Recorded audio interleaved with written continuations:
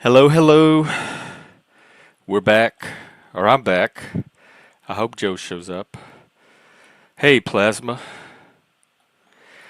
Yeah, there's new developments since our conversation yesterday that Joe wanted to talk about, so I told him I would do a stream today for that reason.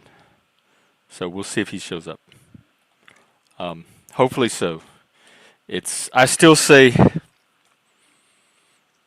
I don't know what the downsides of being yourself are from a Here he is. Here, we'll just get into it with him. Hey, Jeff. Hey, Yeah. so what's the news?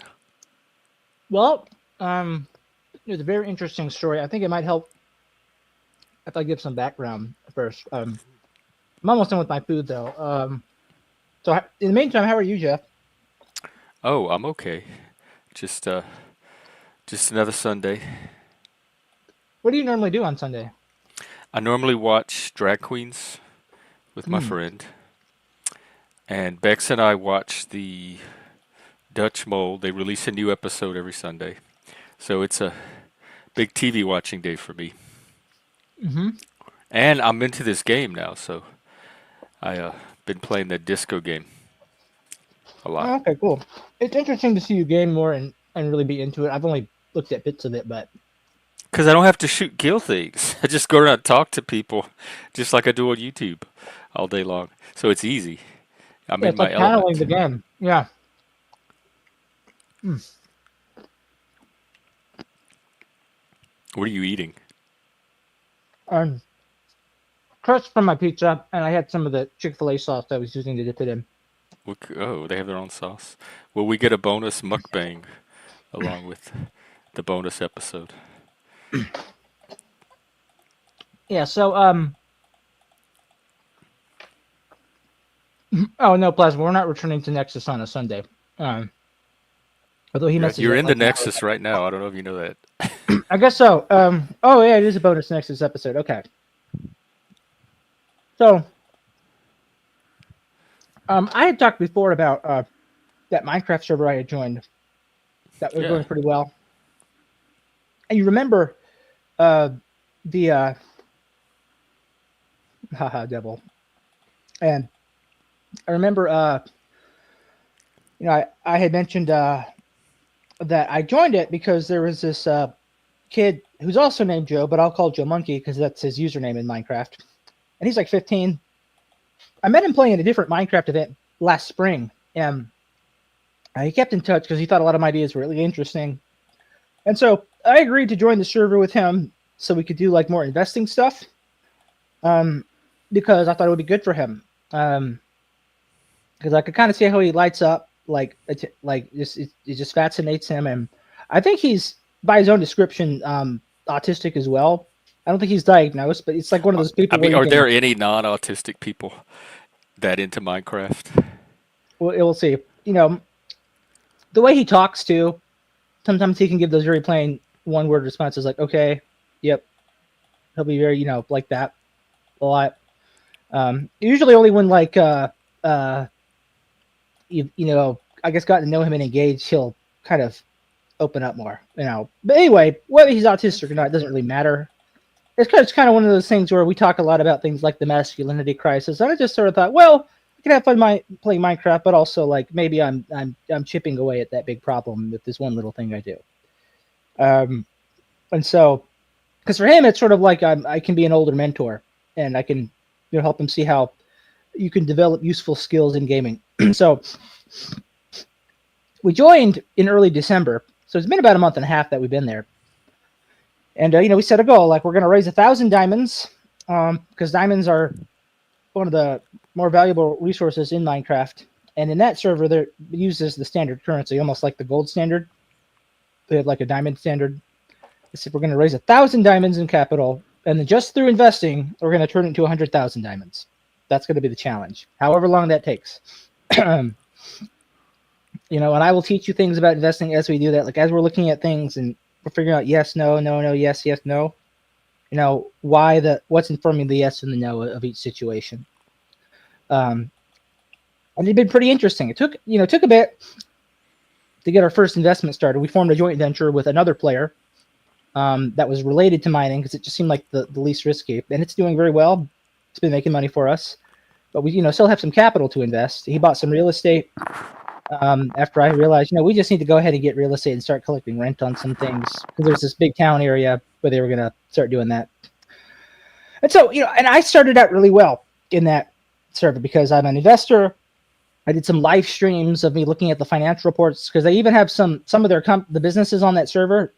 On the Discord servers they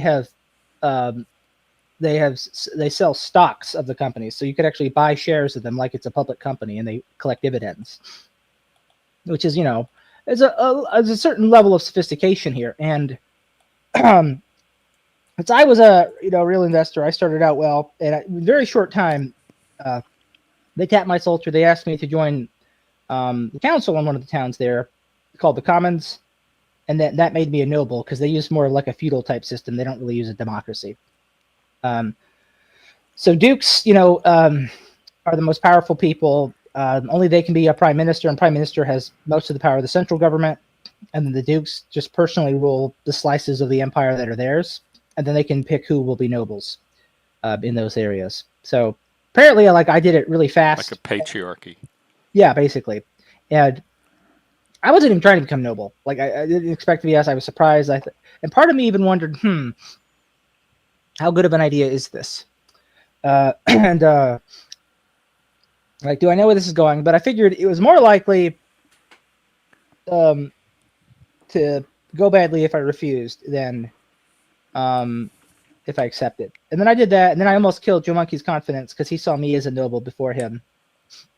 Well, yeah.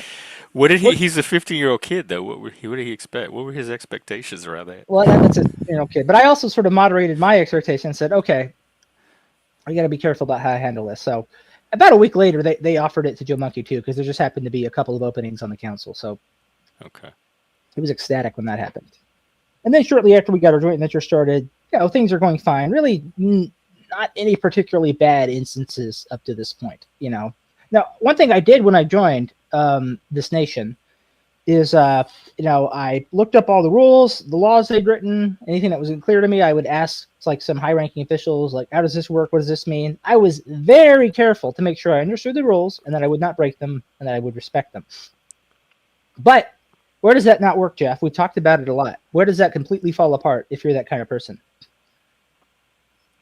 If you're what kind of person? The person who reads the rules, studies them carefully. A spurg. No. What's the one thing that will make that fail? What's one thing where if you do that, you're going to fail anyway? We've talked about it. I don't remember. Feelings and vibes. Oh, well, I don't even associate feelings and vibes with laws and rules at all, so I didn't even think to make the connection. So the issue here is that they have some written things, but much of their system, probably even the majority of it, is unwritten. And they specifically leave it unwritten so that when they can handle a situation just based on how they feel about it, the dukes. And it's somewhat orderly, but it also just means it'd be very difficult for there to be any accountability. And did you pick up on this when you were initially reading it? So over the last month and a half, it was not clear to me at first, but over the last month and a half, as I get more and more familiar, and I just start noticing the social things, I do start to notice this. I do start to notice there's a feelings and vibe thing, and you really have to be part of the inner circle. And there are people I could start to tell that it wasn't even usual feelings and vibe stuff like you think with Gen Z or millennials. It's just different outlook for the game. I don't think I could compare it to things in real life. And so I run into a controversy, and this controversy has probably destroyed my reputation in that nation almost immediately. Ooh. And without really much chance of bouncing back. And the reason I was bothered by it is not so much because I'm too attached to the game, but because I'm thinking about the promise I made to Joe Monkey that I would do this with him, sort of be that older mentor with whom he can play the game, because I knew that it meant a lot to him. right? And so this was essentially why I found it so upsetting, because I worry that things are not yet final, but I do worry that the plan will ultimately get ruined.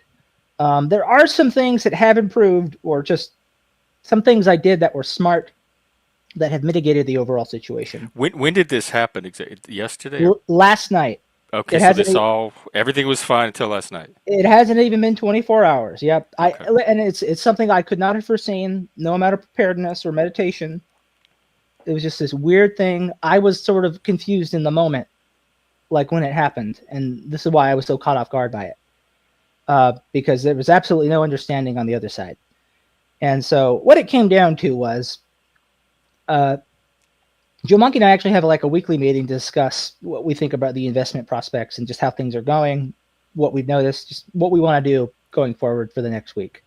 So I was in, so you have to understand, this is like an empire, but most of the stuff happens in the capital, in the area just outside the capital. But there's like other territory, there's some protectorates. About a month ago, I ended up getting a second home in one of the protectorates, and started switching just between city and rural life when I felt like it, depending on what I wanted to do. Because That's very noble. um, Nobleman. yeah, because the initial home, like where they bring in most new people, it's just so strict in how they build. They have like very tight building codes, like what you're allowed to build. It has to conform to a certain style, kind of stuff. And there aren't a lot of places you can go out and gather resources. And in Minecraft, that's kind of the point of the game. You need to go out and get resources. If you don't have a lot of money, you could go to the shops. There's really good shops. You can get a lot of materials and stuff there. But if you don't have a lot of money at the start, just to make the initial purchases can be tricky. So there's a bit of a gap to be closed between when you initially joined, like having the money to get things and doing that. So part of me just going to Deep Slate was just having easier access to things, and just, being able to have more of a traditional Minecraft thing, because it's like the frontier of the empire. Like I think about like moving to Montana in 1875 kind of thing. I definitely see the appeal. So, and this area is a protectorate, and it's not a protectorate like a normal protectorate. In real life, a protectorate is usually forced to be a protectorate, right? The bigger country comes in and says, "You are our protectorate. You better learn to like it."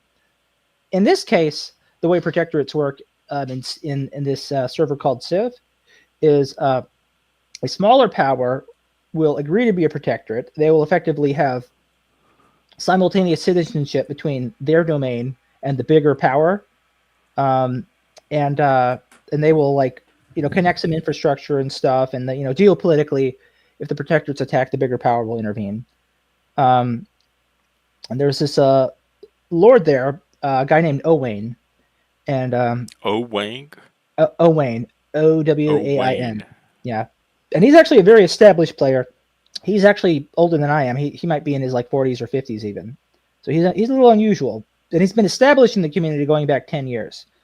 Now, unlike him, he is much more legalistic. He has a legal code for his protectorate, and the way it works is he has significant autonomy, so he's not under the same legal system as the Greater Empire.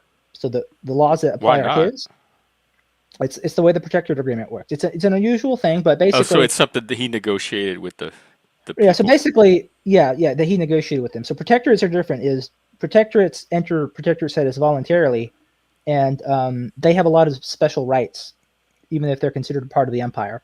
So they have a lot more autonomy. And part of why he himself, as he was started to share with me more and more over the past month or so, was that part of why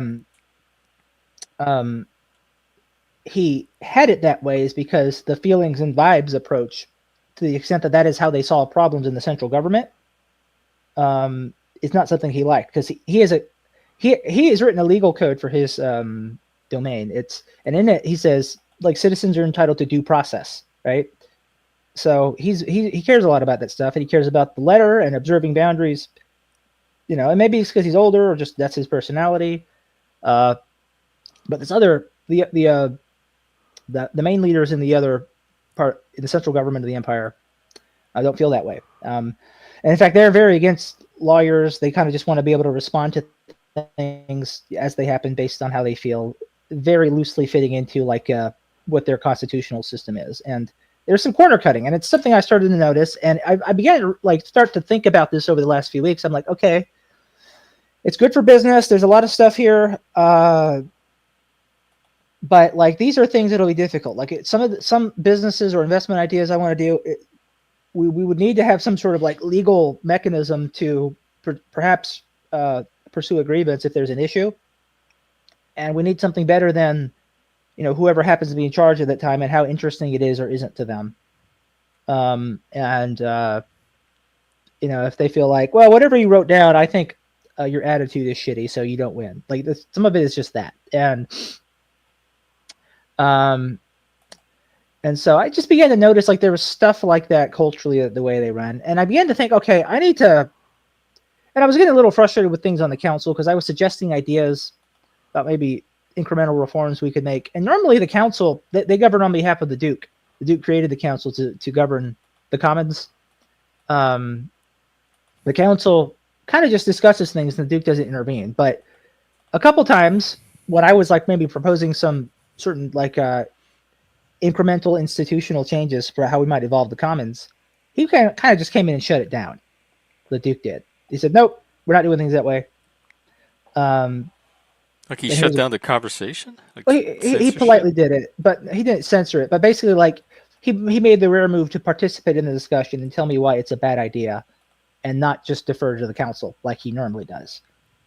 So I began to notice that like there's definitely ways that I see and do things that doesn't naturally fit, and at some point, like I need to make an adjustment. And I began to think, especially over the past week, at some point I need to make an easy shift out of the council again, because Joe Monkey had been brought onto the council. Our other business partner got brought onto the council not too long ago either, and so I didn't want to like leave them hanging with some of it, because a big part of what we did is we would take on new citizens and get them integrated, like basically people who are joining the server, and so we're working on that stuff, and all that said, so that protectorate area where I had my second home, because I had my main home in the near the capital.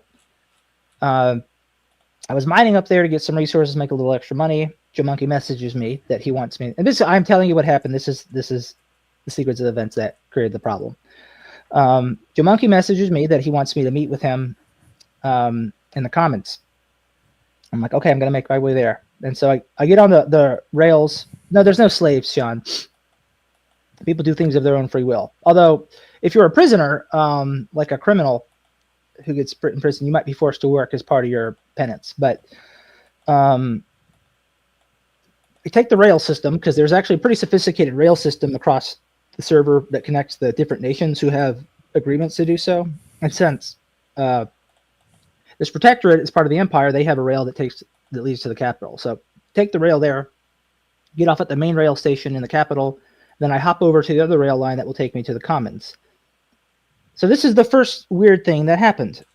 All right, you go both ways on the rail line. So if two people are coming from different directions, your mine carts will bump into each other and you'll bounce off each other. So you kind of have to hope that that's not going to happen. That almost never happens, right? And when you arrive somewhere, the place where your cart stops is where you would put your cart, and then you hit the button, it sends you to go. There is another player already there, sitting in their cart, not moving. So they are AFK, away from keyboard. So I don't know how long they've been there. Not a big deal necessarily. So instead of just getting in that exact spot and hitting the button, I know there's just another part of the rail I can hop on, and it will set me off. It'll like give my cart a charge and make me go. So I walk up there, put my cart down, hop on, I start to go. But then suddenly comes another player, actually who was our outgoing prime minister. He comes into me, he bumps me, and it bounces me back. My cart goes back to the AFK player next to his and stops. I get out of my cart. I hit the cart, mine it. Any block you break is called mining, even if it's not like underground stuff. I mine the cart block. But because the AFK guy was so close, his body sensed the item and it picked it up and it like went into him automatically. That's how picking things up works. It's a common problem when things like that happen. So he's AFK and he has my minecart that I need to take the rail back. to get to the commons, because I'm not at the commons yet. I'm just at the station where all the rails connect. And I'm like, yo, I'm messaging him in chat. I'm like, what do I do? There were a couple people in chat who were saying to me, they're like joking, like, oh yeah, I'm okay with people getting killed if they're in the rail and blocking the way. I really don't know what to do, and I'm trying to get to our investing office to meet with Joe Monkey. And then so those are the two weird things: the AFK guy, and then that I happened to get bounced, and then my cart was put right into the exact spot where it So could you get. don't think that was intentional with the second guy? No, that was just weird. He just happened to be coming by. It was just bad luck. I'm just saying these bad things So both happen. of these two things are And I was just walking into a we'll say figurative trap, and I did not realize it. But the third thing is what seals it. Okay. So hit the outgoing prime minister, and the crazy thing is too that there was a prime minister election that concluded last night. The winner wakes up this morning, and this is his first issue to solve, basically. And it's not what he expected. And he was actually, I told you there was a guy who happened to live in town, like near here, who plays this game. This is that same guy. The guy I met and got coffee with. the incoming guy. Yeah, the incoming prime minister. This is the same guy. So he's having to deal with this shit. And I'm the one person that he's actually met in person from this. So that's nice, right? I don't think I'm going to meet him again. I think that has been torched. But again, that wasn't my priority. My priority was doing this thing with Jamonkey. And so here's the weird part. This is the third thing. Like, if the other two things hadn't happened, I would have been okay. But this is the third thing that's just terrible luck. And I don't realize the situation I'm in. And I make a mistake. The outgoing prime minister, so the guy who's no longer in that situation, his friend is coming behind. But she is not using a cart to travel. She's using a thing called ender pearls. And then basically in What's it Minecraft, called? an ender pearl. A what? An ender pearl. The word ender and the word pearl. Ender pearl? Okay. Yeah, this is what it's called. The only thing you need to know is that it looks like a pearl. And when you throw it, where it lands and breaks, you will instantly be teleported. It helps you cover long distances more easily. She throws a pearl. It lands and it breaks just a few blocks, so not very far from where I and this AFK player, as I've been talking to him for, I don't know, maybe 2 minutes, trying to figure out, like, is he gonna get up? And he's no response. He's just gone in the middle of a very busy rail line. That is probably the busiest rail line to just be AFK in the way.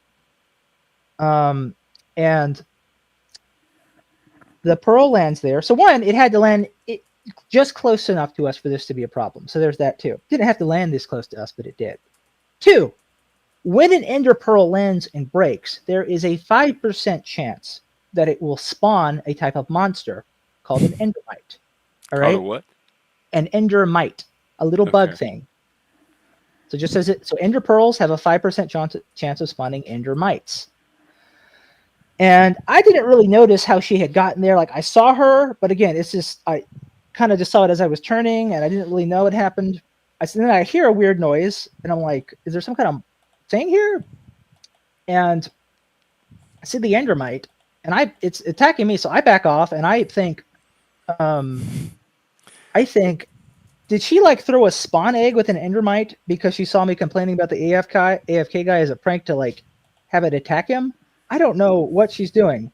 I run away from the endermite, knowing that if I run far away enough, it'll stop targeting me. But I also know there's a chance it could target him instead.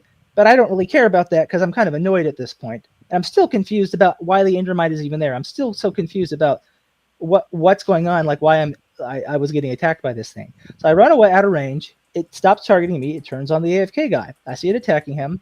And they're not very dangerous things. They don't do much damage. So it hits him several times. And at this point, I just think, I'm just going to wait for it to kill him. And then when he dies and drops my minecart, I'll pick it up. And then I'll try to salvage his things too. Right? It eventually hits him. His AFK body splatters. All of his loot splatters along the rail side, like all the stuff he was carrying. He had some expensive stuff too, like valuable stuff. I am surprised he just let himself sit idle in a very busy area carrying such valuable stuff. Like, there's a small fortune on this guy. And So I take a screenshot of it. I post it in the channel to kind of let people know that this thing had happened. And then the outgoing prime minister, shows up not long later, and he helps me gather the loot. We get all the valuables. A few things we don't get, but they're like really cheap, inexpensive stuff that probably wouldn't be missed. Like just stuff that happened to be in his inventory. But like the really valuable stuff, like he had a bunch of diamonds, a bunch of gold, like really good stuff. We get all that. He gets it. And he says, he'll make sure he gets it to the player. So this is really the worst thing that could happen to him, is he loses his loot. Well, that and pearling. So there's a way of, you can kill a person if you have an ender pearl in your hotbar, which is just your list of items on the bottom of the screen. Their soul will be put in the pearl, and then they'll be trapped in the nether dimension as a prisoner. And this is basically how criminals are dealt with, is they get pearled, and they're stuck there, and the person who controls the pearl controls whether or not they can get out. Right? So these are the weird things that happen. There was an AFK guy who just happened to be in the way. Someone else happened to come up right as I was leaving and bounce me back into the AFK guy, which caused me to lose my minecart. And then his friend shows up. There was an ender pearl just close enough that in the 5% chance that it spawns an endermite, it attacks us, right? And I simply This went is away. a second pearl with a second mite? No. I'm just recapping what happened. Oh, okay. I'm just recapping. This is the first time, right? And I'm just so confused and a little annoyed that I just don't care if the endermite kills him, all right? And so he's not getting pearled. And two, we saved all his stuff. So the most annoying thing is that he respawns somewhere. I don't know where he is, and he has to get back to whatever he was doing while he was AFK. And so like an hour goes by. I'm actually talking with Joe Monkey. We're having our meeting. We basically have finished it up. And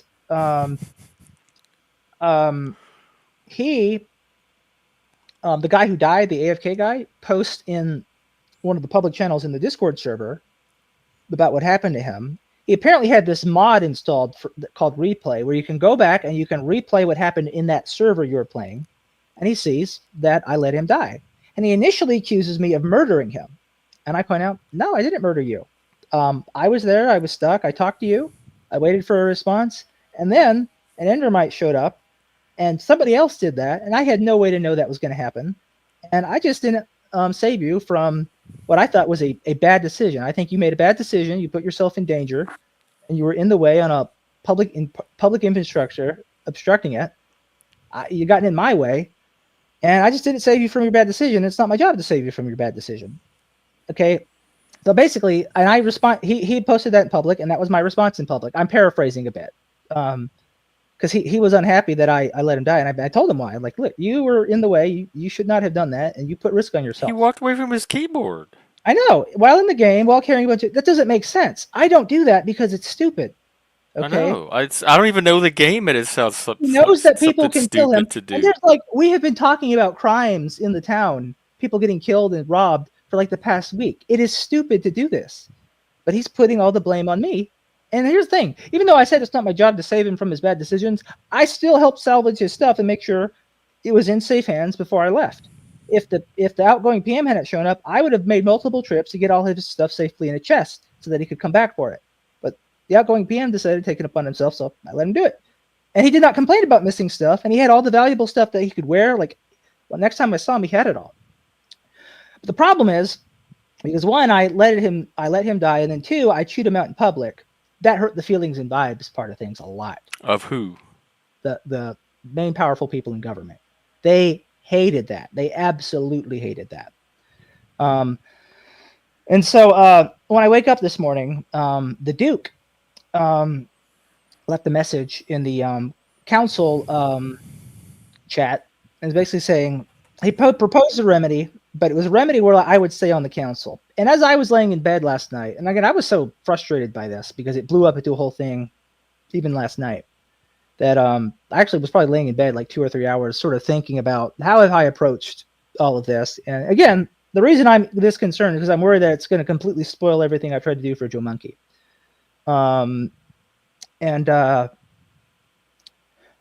wake up this morning. I probably didn't sleep that much. I think I only got like 4 or 5 hours of sleep, but I check my messages. The Duke has a message here. He proposes a remedy, but as I was thinking last night, I'm like, you have to leave the council. And I had been thinking as I was noticing. Again, I told you I started to notice things were So off. you were already thinking of leaving the Right. council even before this? Remember, I told you I wanted to make an easy transition.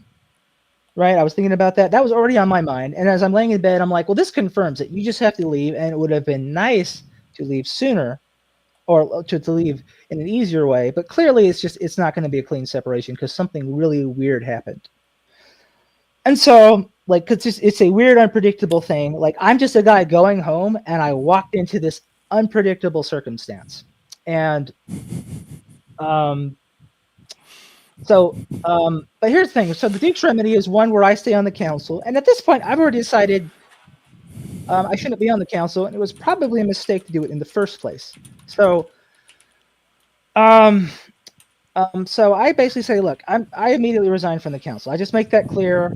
I didn't want it to worry about a remedy where, like, I still get to be on the council and we worry about making that work. I made that very clear, right? Just went ahead and said that. But I also say that doesn't mean I'm not willing to work on a remedy for the situation for the person who died. I just think I should leave the council. Well, the Duke did not believe me. He thought I was trying to avoid any responsibility at all, even though I specifically said otherwise. So he not only stripped me of Responsibility that you never had in the first place.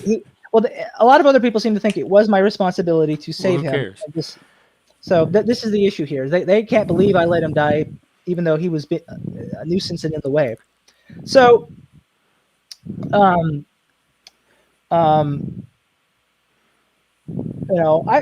kind of realized, like, how foregone the situation is at that point. The Duke not only strips me of my nobility, he strips me of my citizenship, which he isn't technically allowed to do. Because one, he's only the Duke of that area. He's not the Duke. He can't take my whole national citizenship. You could argue that if I don't have a residence somewhere, I don't get to be a citizen. They do have a rule that you have to have a home somewhere to be a citizen. But here's the thing. I had a home in that protectorate on the frontiers of the empire.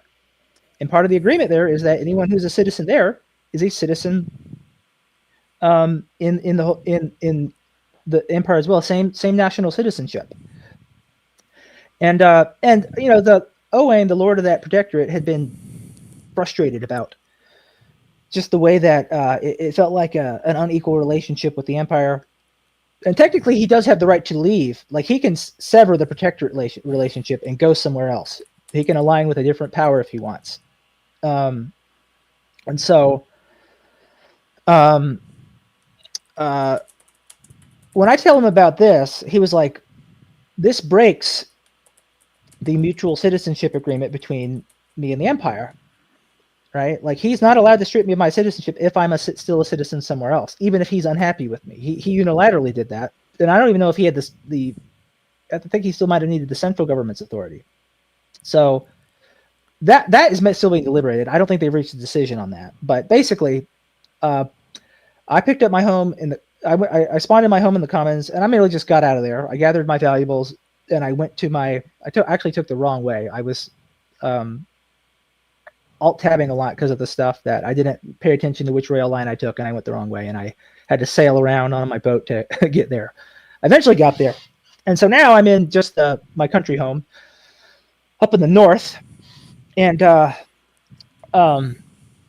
still a developing situation. I don't know what the final decision will be about my case. I have not gotten a response about it. I filed a ticket to sort of explain, and I was very generous to them. I can say, okay, I was sensing things over the past month that there are some unwritten things, and I failed to imagine those things that might mean I have other responsibilities as a noble besides what I was explicitly told. And to that end, the player died. He got put through some inconvenience, and I have some ownership in that responsibility. Okay. And so, I mean, I'm essentially going from the perspective, I'm doing the stoic thing. If I were a perfect person, I would have noticed this and I would have handled it better. And I also did not have to respond publicly. Like, I could have just let him mouth off and then not replied.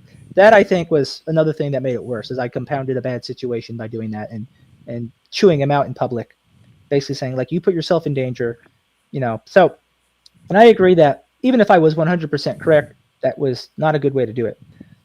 Um, but the surprise of it, both the incident itself and then suddenly being confronted on it publicly, is why I was a little uncharacteristic for myself, because this is basically the first time I've gotten in any kind of trouble with anybody.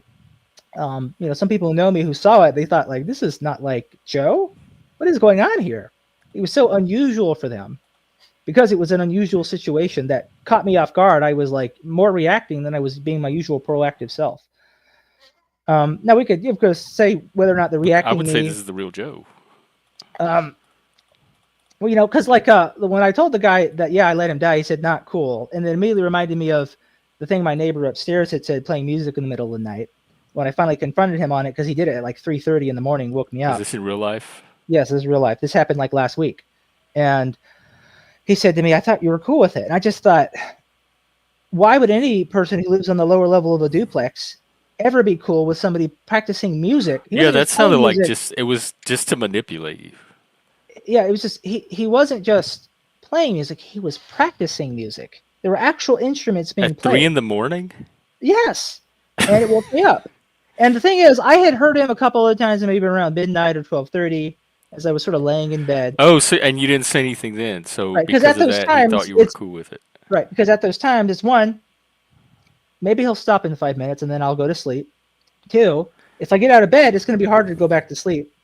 Three, it is below freezing outside. Do I really want to go out into below freezing weather to confront somebody when he might stop in 5 minutes? That happened a few times. I thought, Did he stop in 5 minutes?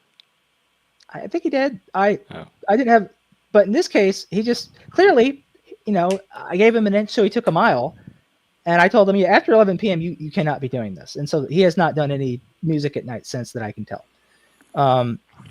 But like, it's the thing where it's like, I thought you were cool with it. And I told the I'm guy on that, his side because if I'm doing something and nobody says anything until 2 weeks later, I think they're cool with it too. And I'm always surprised why it took them 2 weeks to open their mouth when they had all these other occasions they could have said because something about. that's the thing cool with it is, you force people not to be cool, and nobody wants to be not cool. Certainly people don't want to go out into below freezing weather to be the uncool person, right? Those are So all choices you're making. and I also wanted to be sure it was a pattern, but to me it's like, I just think he could have done the smart thing and knocked on my door and said, hey, I like to play music, not only play but practice music in the middle of the night with actual instruments. Would you That's be your my version of the smart thing. Yeah, but to me that's what makes sense. Like, I would not think I could just Right. do To that. you, that's what makes sense. But to him, what makes sense is to just play the music, and if nobody says anything, then that's a sign that nobody has a problem with it. Because people hold back, they don't speak up, they don't let their true self out, and until Yeah, I want to ground this in the yeah. topic of being your true self. What was the part of your story where you were no longer masking and letting your true self out that you feel like got you into trouble? I think the thing that really is just how public it was, that I basically said, no, it's not my responsibility. And I said, it's not my responsibility to save you from your bad decisions. So it's saying it in public instead of in Yeah. And private? I said, you have a responsibility not to obstruct the public infrastructure and get in people's way. And if that bad decision gets you killed, it's not my responsibility to save you from that if you put yourself in that situation. I told him that because as far as I'm concerned, I just been accused of murder. I'm like, what, dude, you were just being dumb. So my initial reaction was just to sort of point that out. Right. So telling people the truth is like being your true self, and that's what you feel like you should have masked.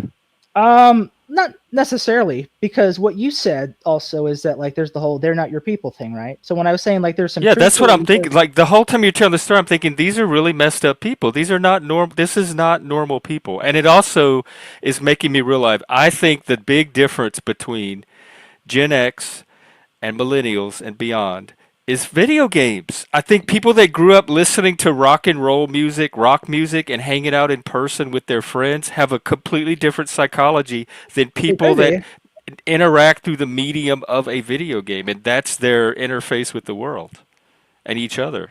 yeah. So at that point, I thought it was silly, and I was clearly not ashamed because, again, I didn't actually do anything to him. I just let something bad happen to him, and I was not bothered by it because that's just how I do things. Is I let bad things happen to people who make bad decisions. Yeah, I don't think you I, did anything wrong. I have and, not changed my initial opinion. and what's These are crazy these are the wrong people. And what's crazy is, like I told you, like there over the past week there had been crimes like attackings and stealing and stuff. These are much more intentional, like I am going to do this type of crimes where there is a target in mind, and a lot of those have been resolved much more easily. So it was even more surprising that it like took on a life of its own, became this huge controversy. Yeah, it sounds like you're really in your head over something that is completely normal. Like that, I hope you're not. I think your initial instinct is correct. My initial instinct is correct. I think we both have a pretty normal or a good baseline on normality here. And I hope you're not internalizing their version of normal. Well, no, because I'm just thinking like a lot of this, and again, I'm saying I'm making the good faith effort to remedy the situation. I'm like, okay, I was clearly noticing something.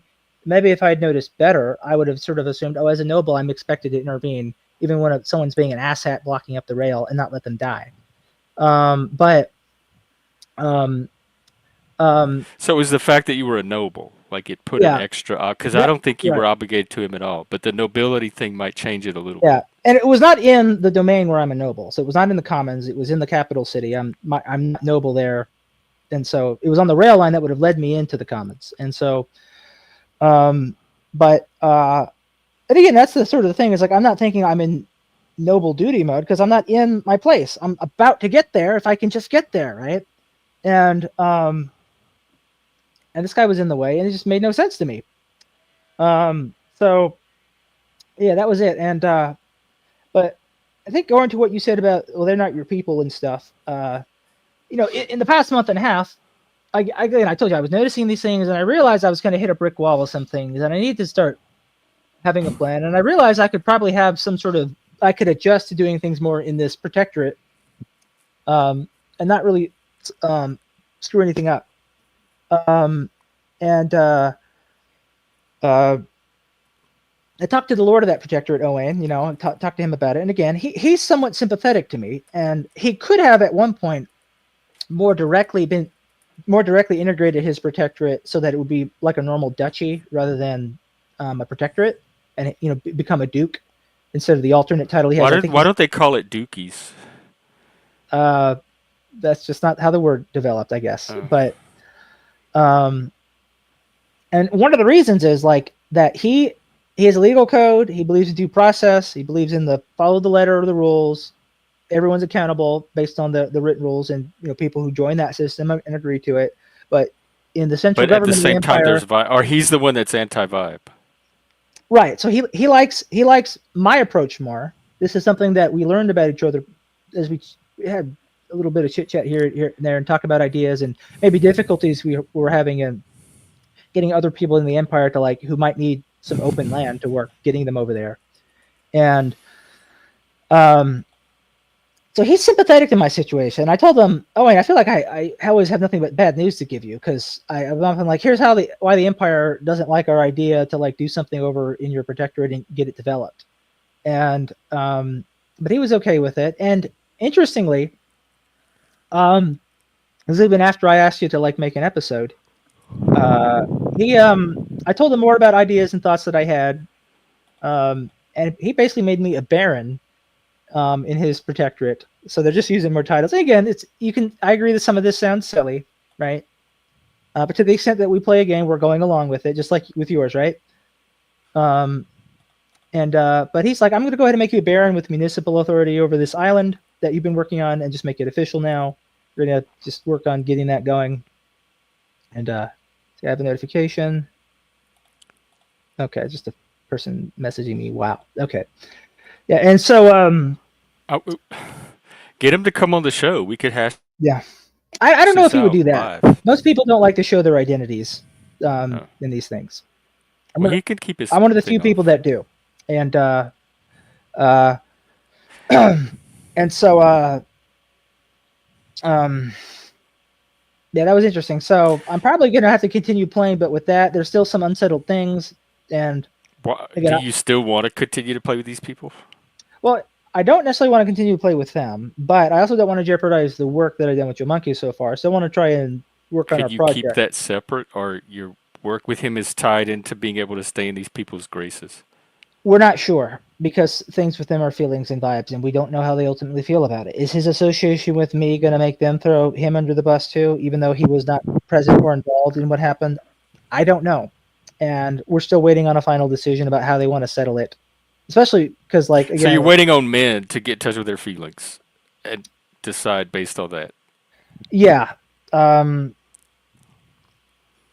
because like Wow, that's the you've pretty much described every job I've ever been fired from or every group I've I, ever been kicked out of. I sense the dysfunction early, but I don't quite know what's going on. I just sense that there's something messed up here, and then weeks or a while later, it reaches some kind of crisis point, and then I realize the whole time looking back that I was in a dysfunctional situation the whole time with the wrong fucking people. I should yes, not have been there from the start. yeah. That's So the pattern. the right person to meet Usually before it's women though. would have been Owen. Um, the reason we ended up in that empire is because Jumonkey found it. He saw the business development they had and figured it would probably be a good. And like Jumonkey had the right basic instincts. This risk factor, because again, what I've been teaching Jumonkey about is risk management. I've been telling him that about everything. What are the risks? Here's why we shouldn't do this, because this is how it could fail. Right? This is how we lose our investment and have to start over. Um, and so this risk factor that was much more subtle, and it took some time in the country to notice that it was there. And even then, it was not quite clear, how it worked, with it being feelings and vibes stuff. Now, in my case, I have had setbacks enough that I noticed it, and I'm like, okay, I need to start getting things lined up so I can shift and don't make a mess while I do it. But the problem is, I ran into this really weird, unpredictable situation where I didn't even really know what was happening a bit while it happened. Because But I even that situation is not what created the mess. It's the dysfunctional context that it occurred in. oh, Because I agree. if it had happened in a healthy context, it would have gone a completely different way.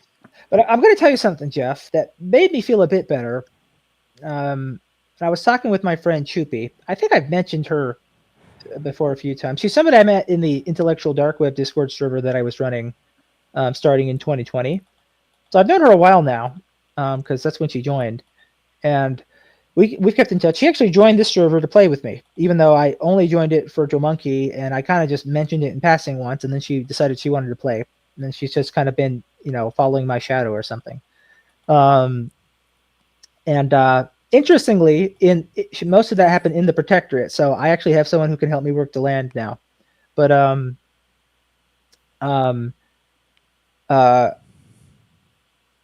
she's known me long enough to know that she's actually observed, maybe 2 or 3 instances where something really weird like this happened and kind of pulled a rug from under my feet, and I was caught off guard, and something I had worked really hard on fell apart. And uh, and she noticed that it was pretty weird too. And I asked her, like, I mean, most of the time when there's something that would annoy me or provoke me, do you agree that I exercise restraint where other people would not? And she said, yes. And for a long time, I've always felt like some weird thing happens. It catches me off guard. It's so unusual that I don't even realize what's going on until it's too late. And then I don't realize what my mistake was. Like, no amount of preparedness. You Like, keep so, framing it as a mistake though. When I think that you didn't do anything wrong. Like again, it's they are the dysfunctional people. So you're only making a mistake by their weird Alice in Wonderland logic. In normal world, normal healthy world, you didn't do anything wrong. There were no mistakes. I get what you're saying. You just have to know that when I say that, I'm just doing it the whole living in accord mentality. It's just sort of like, what could have been better, what could have at least made the situation resolve better, even still on your terms, right? And if I had been more aware of the situation, not only like how that Endermite got there, and then how they were likely to feel about somebody getting killed by it and me just watching, um, I could have thought, um, I don't want to wreck what I'm doing with Joe Monkey. Like, it did not occur to me that this could blow up in my face and wreck what I was working. This is the thing. Like, to me, it was a nothing burger, and like I just wasn't really thinking about it much until he started accusing me of murder publicly for it, and I was like, huh? Um, like, of all the ways to just sort of end up being accused of murder in a game, But that's such a ridiculous accusation. I I wouldn't agree. even think that anybody in public would take that seriously. Like he would look ridiculous for making that I accusation. agree. But anyway, so um, I thought about that, and she agrees. Like stuff like that happens. Like just weird things happen that I can't predict that pull the rug from under my feet. But then I was thinking, I was like, man, it's always like something really weird and unexpected just ruins something for me. Like it almost feels like I'm cursed. And then I thought, wait a minute, Joe. Your friend who's known you a while now and has seen you react to things, sometimes things that she did that upset you, and she's seen me sort of hold my tongue and bear through an unpleasant situation in order to resolve it better. Um, Basically agreed, and I thought the reason that it seems like weird things always do me in is because those are the only things that can do me in. I don't let the normal mistakes, I don't get caught up in the normal mistakes. So like when people come up in panel and want to do drama, I don't take the bait. I see this is a stupid thing. This is no opportunity. Why would I want to respond to that? That's what I think, right? Um, like so and so said something just stupid. I'm like, I'm just gonna wait here and wait for it to pass. If it doesn't, I'll just leave. And that's just an example, right? But a lot of people come on these panels, they don't do that, and then it escalates, and then they have, like the Mike brigades that patrol the internet looking for wherever he's hanging out. And, some people are even making monetizable YouTube channels off of following Mike, which is just weird and perverse to me.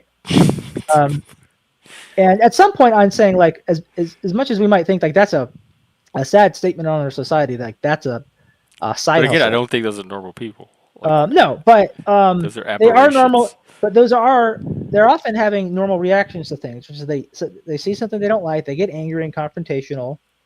And I think normal people have a tendency to just respond badly to things with some frequency in their Well, life. And so, something else caught my ear real quick though. The fact that you were so surprised at the unpredictable, do you believe you have this ability to predict everything and the only thing that does you in are the things you can't predict? Because a lot of your life is going to be things you can't predict. That's a normal part yes. of life. So So if you're walking around with this delusion that you should be able to predict every single thing that you're liable to face in life, that's bizarre to me. no, they didn't kick me off the server. They didn't even technically kick me out of the country, but for my own safety, I left. But anyway, um, what was I saying? Oh yeah, Unpredictability. You seem yeah, unpredictability, not to right? So, plan for it. well, yeah, you can't plan for it. It's very nature. Right, but Like, do you know that? Like it's normal to encounter unpredictable situations. So no, that's not a flaw in you, I'm and that's clear. not anything that's doing you in. That's a normal part of life. Yeah, I'm clarifying the realization I have because, like, I had a feeling for a while, pretty much up to this day, that like it was almost like I was cursed. Like, no matter what I do, some really weird thing that I can't understand, where the very phenomenon itself is mysterious to me, will happen, and I won't even know that I'm doomed until it's already done and I've already made the mistake. And I'm really good at avoiding very obvious mistakes. Like I see people, people on these panels, for example, right? Put their foot in their mouths or just um, completely miss what somebody was saying, and just they get so caught up in their initial reaction, they're not thinking they probably mean this when they say this. So like maybe I can give them the benefit of the doubt. I see that in a lot of places and situations, and I know not to do that. This is why I take a very patient approach to things, because I know that I could interpret things wrong and accidentally escalate a situation. But this was just like a weird thing. Part of the weirdness is it was a random game event. It was something that had a 5% chance of happening, and that I didn't even know that was going to happen. I didn't know the thing that would cause it would land right next to us, and therefore create a hostile presence. So That you just weren't prepared for the unpredictable. it's just like it's just like it's the way the stones tumbled down the landscape. Like it was so strange, and then because my response was somewhat inelegant in the aftermath of that, it just completely, the crown disappeared from beneath my feet. So, um, and so, I've noticed that like there's just been a few times where stuff like that happens. I try to learn from those things. Like, well, what was the extractable lesson here? I think the extractable lesson here is I was noticing. I think this is basically in line with what you said, Jeff, about the wrong people. I was noticing that there was something that was off, and yet I was still in the heavily populated area where I was likely to run into a bunch of people of the country where something seemed off, and that's essentially what happened. Um, and so I needed to have moved sooner to get myself out of there and into a less populated area, and basically only show up in that area when it was specifically necessary. And I hung around too long, and I should have connected the dots and made a decisive action. That was my fundamental mistake. But it took something like this to just really make it obviously clear, because I was slowly Yeah. realizing it. So, like I you said, they weren't my people, and I was feeling that, and I was even starting to do that. But there was this really unusual situation that just sort of, shook the soda bottle and popped the yeah. cap off. And it took very little mistakes. Like I out of the 100 parts of this, there was one part of it that really I did, and that was the part that was enough that it blew up in my face. What was the part?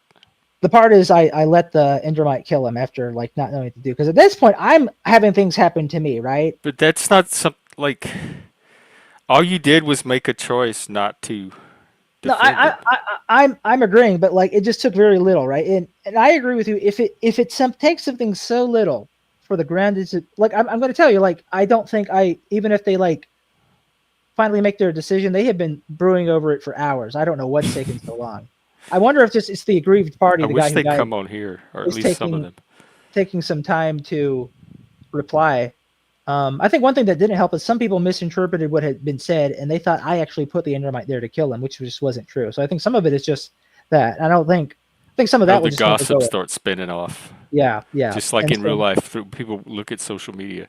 no, we don't pay with real money. That would violate the Minecraft terms of service. We use diamonds. I Uh, think there's two things though, Joe. I think it's a I have this too. What you said about the soda bottle is an inability to recognize dysfunction quickly enough or identify it quickly enough. It takes you a while for it to sink in that it's way more dysfunctional than it seems, and it takes the soda bottle incident to cement that. So I yeah, think it's your ability to identify dysfunction. But separate from that, I think another thread is that you're not very good with chaos. You don't handle chaos well, yeah. Well, part of and the way I like getting handle better like coping responses to chaos when it does happen, because it is always going to happen. So it's something you should build into your plans. Well, yeah. So, I mean, part of the way I have handled chaos is my approach has just been to identify the thing that went badly and maybe learn how I can spot it in the future. And then when I'm on the front end of maybe a similar problem, I'll be like, this reminds me of this situation. I'm not even going to get started here. And over But the there's going to be a years, new form of chaos. So that yes. takes care of if you encounter, like you're building a pattern, but there's always going to be something outside of that pattern And that to a point, becomes I a think new people, form of chaos at any. I think people, it probably would help people to a point, right? To sort of know like what are likely sources of chaos and how wise is it to have too many sources of chaos? What can you do to minimize that? But there is a point where like maybe I was too dependent on that strategy. And then when Or just get truly, comfortable with chaos, plan for it, and just learn to roll with it something in the truly moment. like unpredictable happened, like I'm just, um,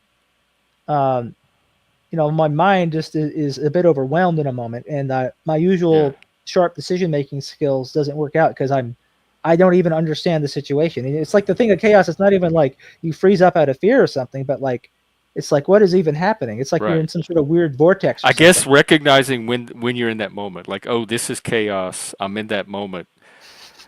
Let me not act rashly. Yeah, and the problem is though, it's like I'm still confused. Like I'm like, is this guy coming back? Um, how did this Endermite get here? Like some of like the situation itself, I feel like I did not fully understand the phenomenon that was that moment, right? Just the scientific reality of it. Actually, somebody told me I got Seinfelded. I told um, um, another friend about it. He said, "Lamau, you got Seinfelded." That happened. He told me that like 3 hours ago.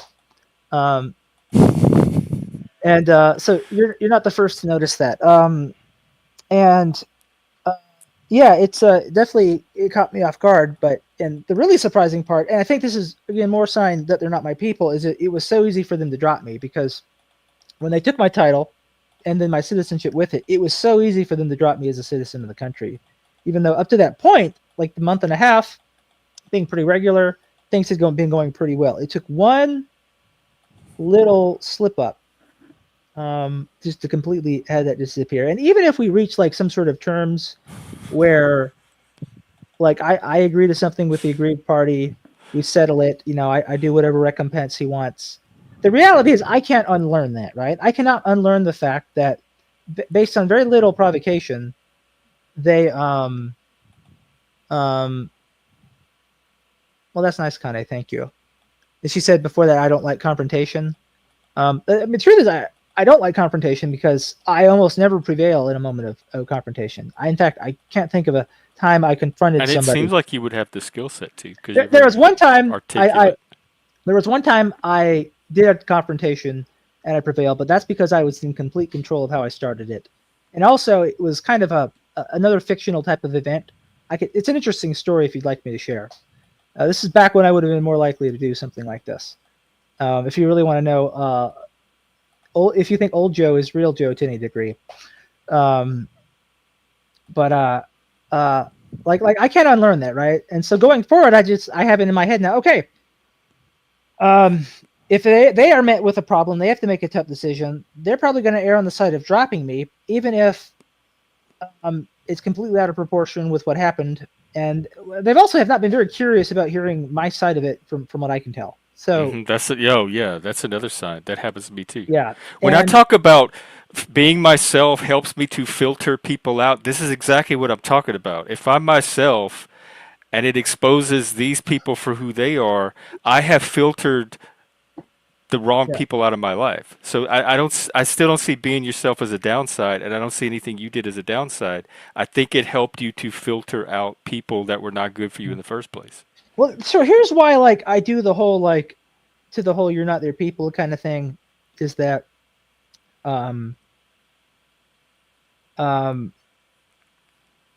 and I do the whole self-control thing because basically it's like I do whatever I can to avoid fucking up, so that if something bad happens and I look back at it and I'm like, I did everything I could to avoid fucking up, and I was But fucking up by whose standards? Yours or well, theirs? Because by your standards you didn't fuck up, only by theirs. I look at it in the Stoic mentality is that a lot of things can be fuck ups depending on the lens, right? Um, like I guess yeah, but that's the question. Like, whose lens do you use? Yours or somebody else's? yeah, and I feel like you're glossing over the, the most important part of the whole conversation. the most important part is this. I Whose think norms or standards are you letting drive the outcome or the results? Like, to me, it yeah. should be yours. Why would you let someone else's Well, lens the point that I'm trying determine to your make is life? that it helps me understand more that people really are not my people. Is if I do something as perfectly as I can, and I'll say like what's part of what's weird about it is I see other people making mistakes, bigger mistakes, exercising less self-restraint, and it goes well. So when I behave very well and it doesn't go well, I'm like, okay, I know now that this is it. Like if it just took this after so much, clearly they just don't value me that much, and this is how it was always going to be. And eventually, I was probably just going to run into something. It was just a matter of time. So, I don't think I was a bad person for this. To the extent that when I say mistake, I think it would help if that, and sometimes it's not good because I might switch in and out between the two. But there's moral mistakes and there's strategic mistakes, right? But again, before mistake by whose criteria? What Well, paradigm is defined? Because in one paradigm it's not a mistake, and another paradigm it is. well, in a strategic paradigm, it's whatever accomplishes the mission, right? And whatever gets you to success and avoids failure. And so, morally, that's the different thing. Like morally, you can maybe take a hit if it's the right thing to do, kind of thing. But talk about strategy and just like navigating life. To me, the mistake there was again like just sort of not connecting the dots with the feelings and vibes things that I was seeing sooner. But also, what I was doing well is I was not starting shit in that community, and some people start shit. I've seen that. And so if it was so easy for the guy who doesn't start shit, to have be completely just sort of cast out, it tells me what I need to know. They're not my people. And I even said to Joe Monkey, I said, in some ways this is good.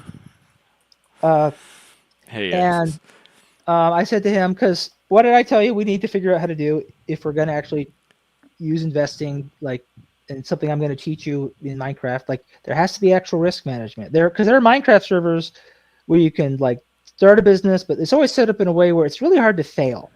As long as you just grind through it, eventually you'll just, you can reinvest your gains and you can get rich, rich, rich, rich. There are different Minecraft servers that function like that. If you what really want what to you're be an investor, calling the strategic mistake to me is just the light bulb not going off more quickly than it did. But how could you improve that in the future? I think the fundamental mistake here was that I didn't quite get the system, and I agreed to be a noble under the impression that that might help me form relations with the other players better and maybe find more investment opportunities. And that declining to do it might make it look like I'm not very interested in the nation.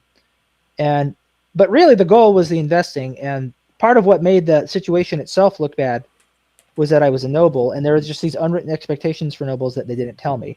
Whereas if I were making nobles, I would say, here's what's expected of you, and that's it. Yeah. If I didn't tell you it's expected of you, it's not expected, right? So you think if you weren't a noble, it would have gone differently?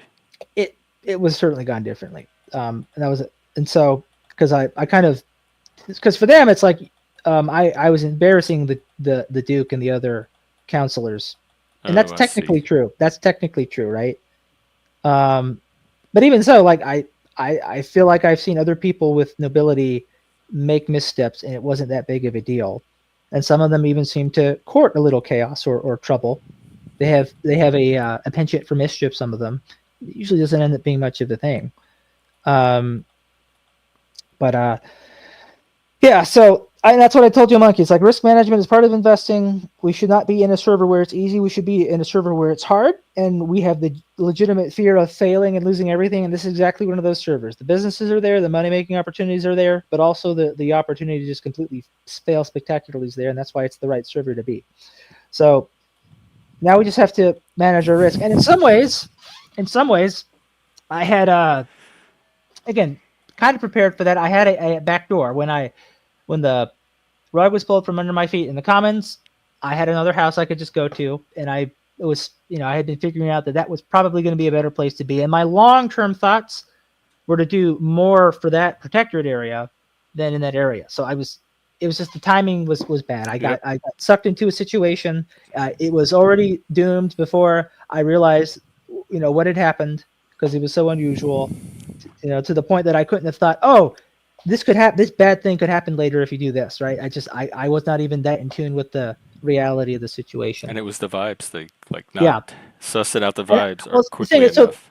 I think with like the vibes and feelings thing, um, uh, that is heavily punitive to people who find themselves in those situations, right?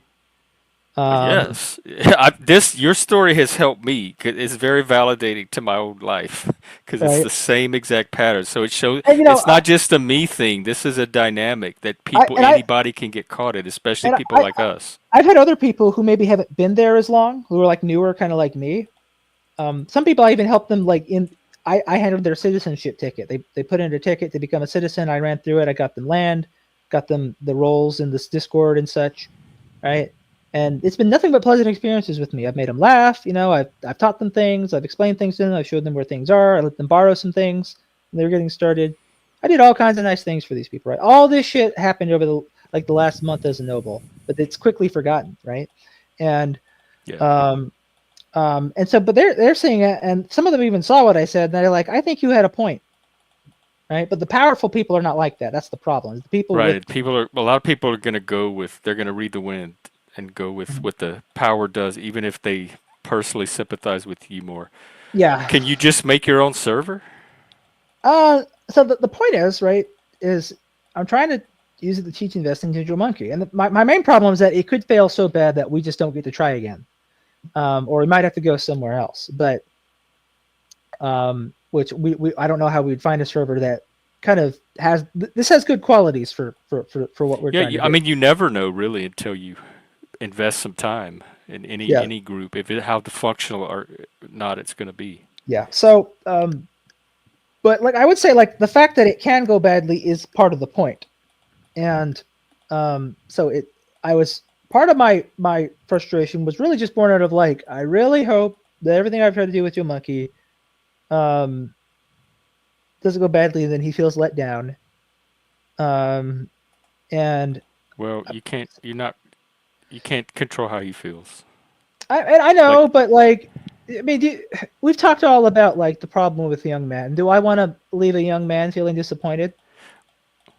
but you're not in like Even if I'm not in control of it, it's that's still not a disappointing. realistic goal or ambition. Like you can think of really practical things you want to show them about risk management, and are you doing that or not? How effective are you doing that? But to tie into like generating a certain emotion in them in the process seems outside of like focus on the actual efforts you can make with them educationally, and Yeah, then whatever emotion he has will just come naturally from that. maybe. But it seems like you're trying to engineer a certain feeling in him. I mean, no, it's just I wasn't. It's not like I was trying to make him feel like giddy and delighted, but I just thought that he was responding well. I thought it would probably be positive, maybe be good for his personal growth. For all I know, he doesn't have any good male mentors. See, Certainly, a lot of men don't. so this is just stories you're telling yourself about him.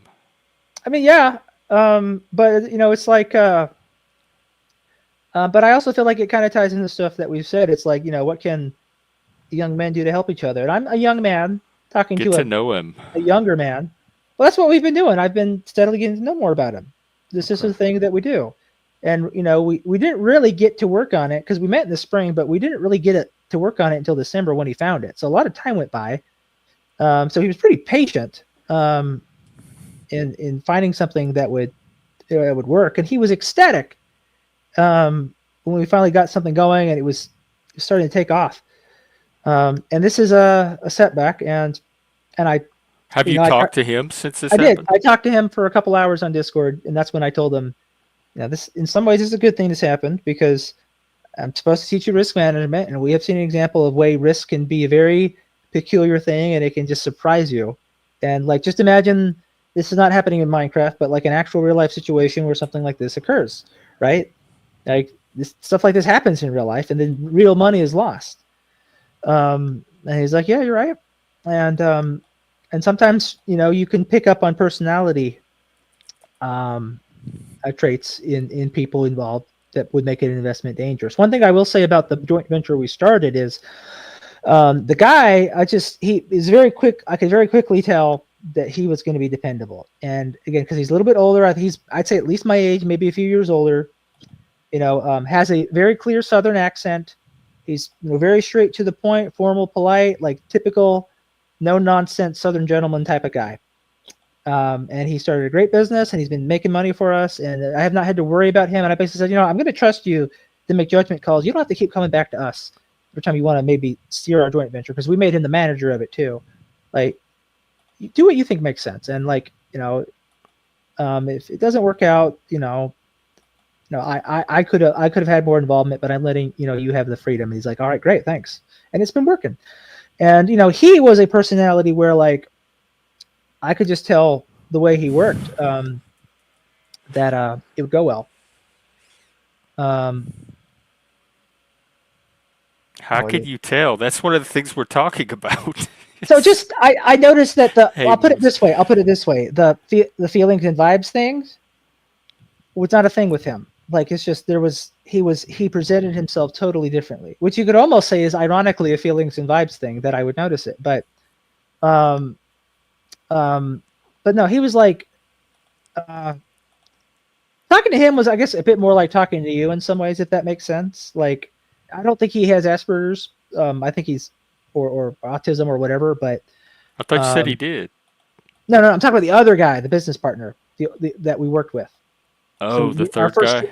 yeah, our first joint venture. So we did our Oh, okay. investment for me and Joe Monkey, and then we started a joint venture as our first investment. The third guy, who was our partner to that, who has the other 50% stake, is also managing it. And I could kind of just tell that like, oh, this will go well, because that's another thing too. Is like, I don't know how serious some people will take the agreements because it's Minecraft, right? And so how many people are going to be like, they will take it seriously enough to keep their word. And if they are worried that like that's not going to happen, they will let us know, and then we can adjust the plan and salvage whatever the plan is, right? Some people are that polite. Some people are not, right? And because this guy was clearly a grown man and didn't jerk people around in real life and didn't feel like doing that in a game, it worked out well. And it's still fun for him, so it doesn't really make a problem. And so, but that was the thing. It's like we have to pay attention to these things and notice what the risk factors are. And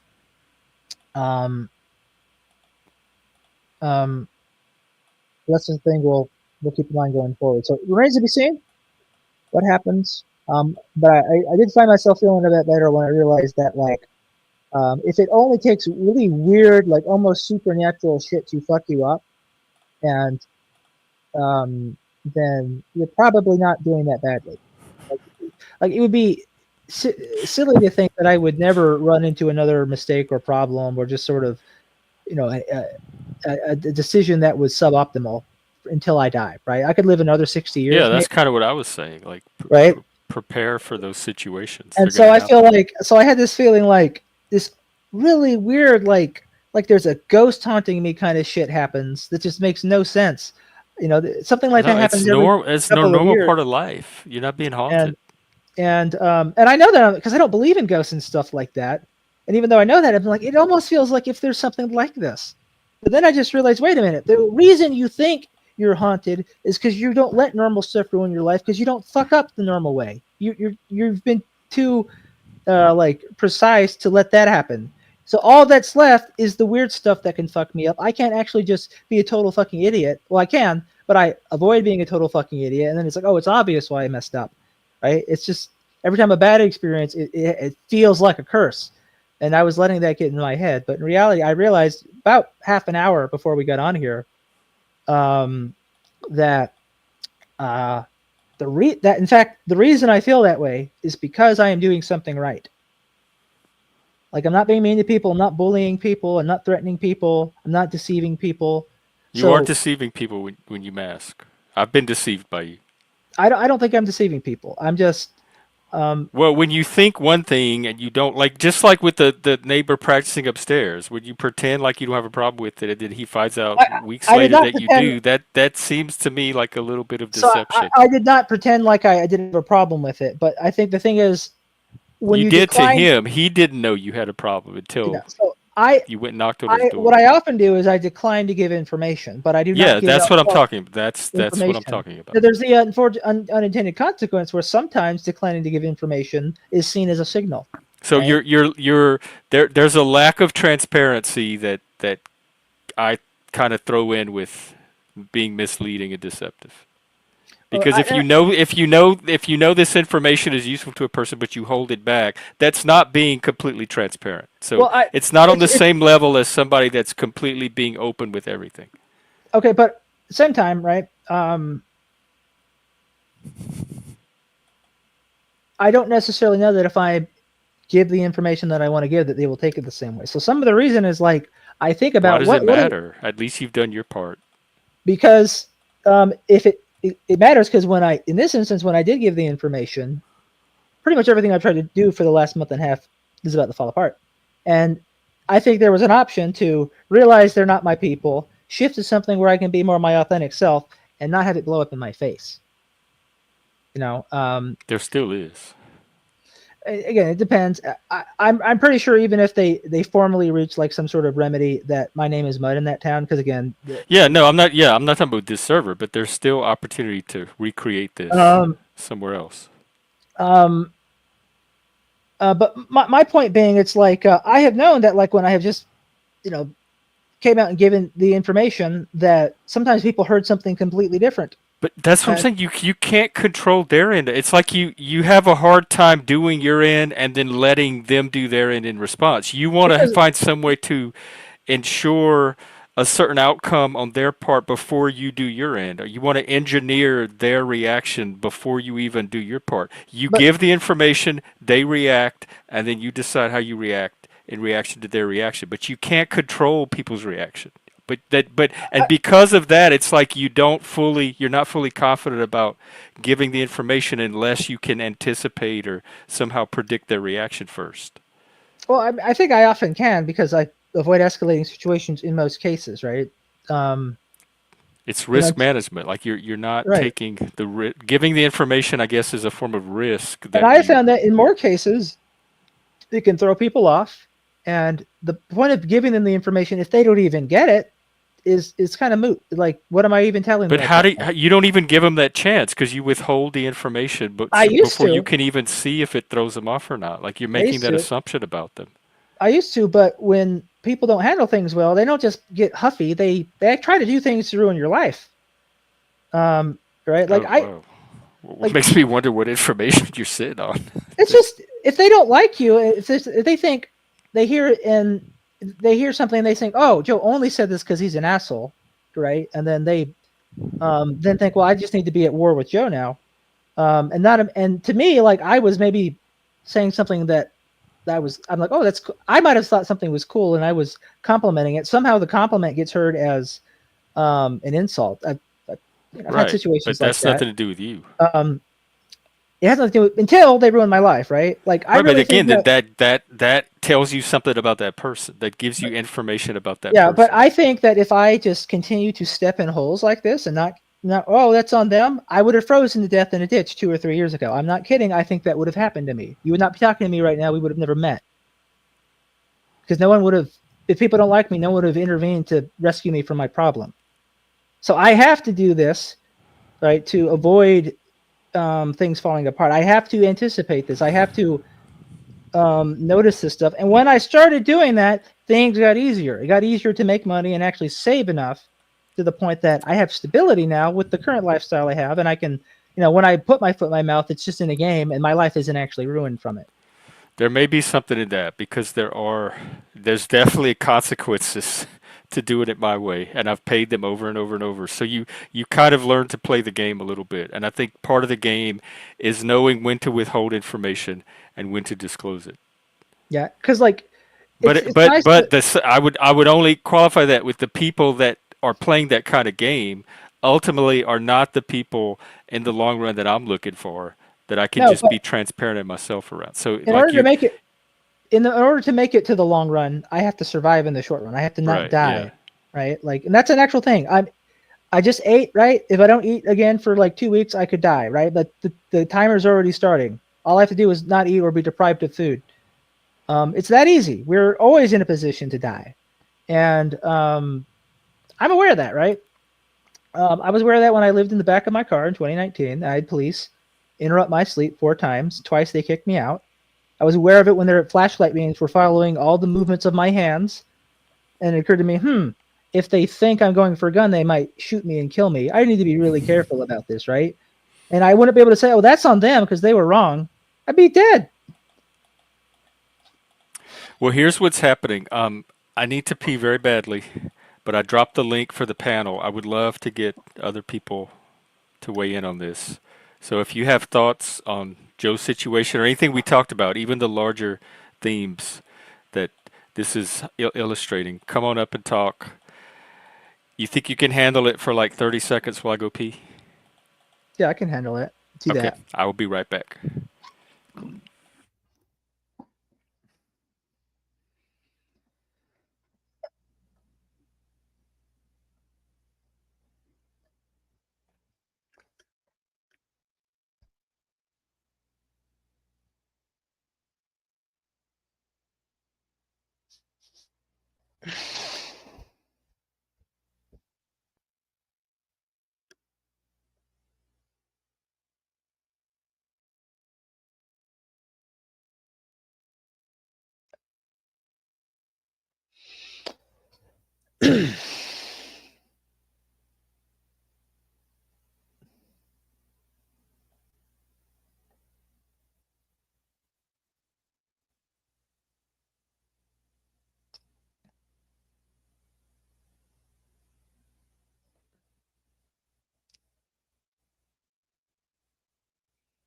Mike, you think it's nuts? What do you think's nuts about it?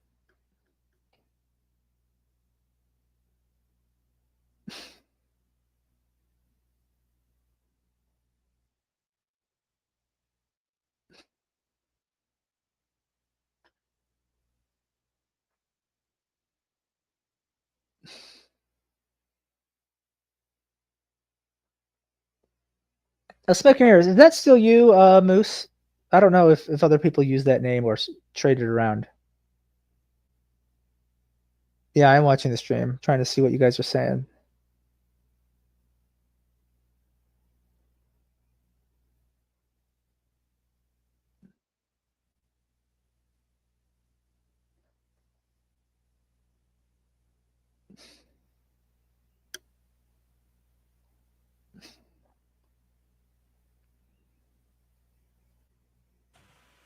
Welcome We were back, Jeff. watching you. Yeah, you weren't. I thought you would continue the conversation.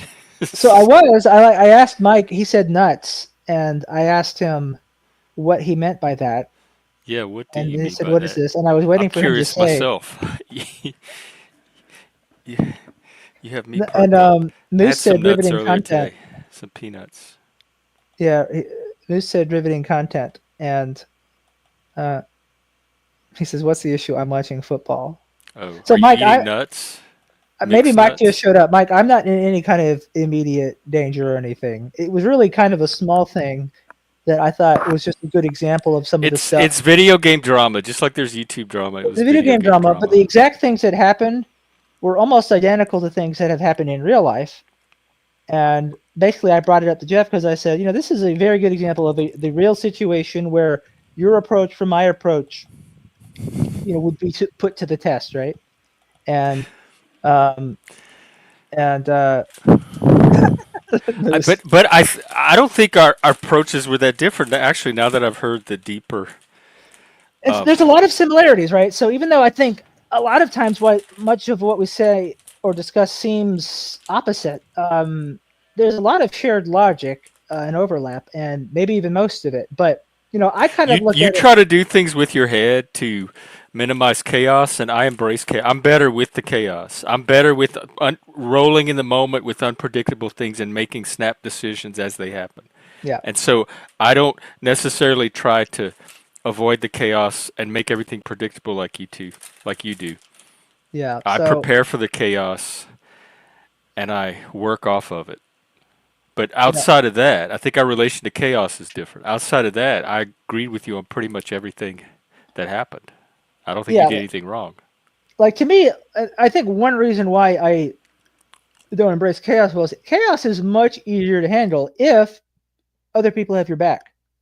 So let's take a look at the chaos of my situation, right? Like nobody in this country had my back, and so it kind of, to the extent that anyone agreed, they did not have enough power to have my back. So they can just, all they can do is sit and watch. There's absolutely nothing they can do because this is not an equal society on that server.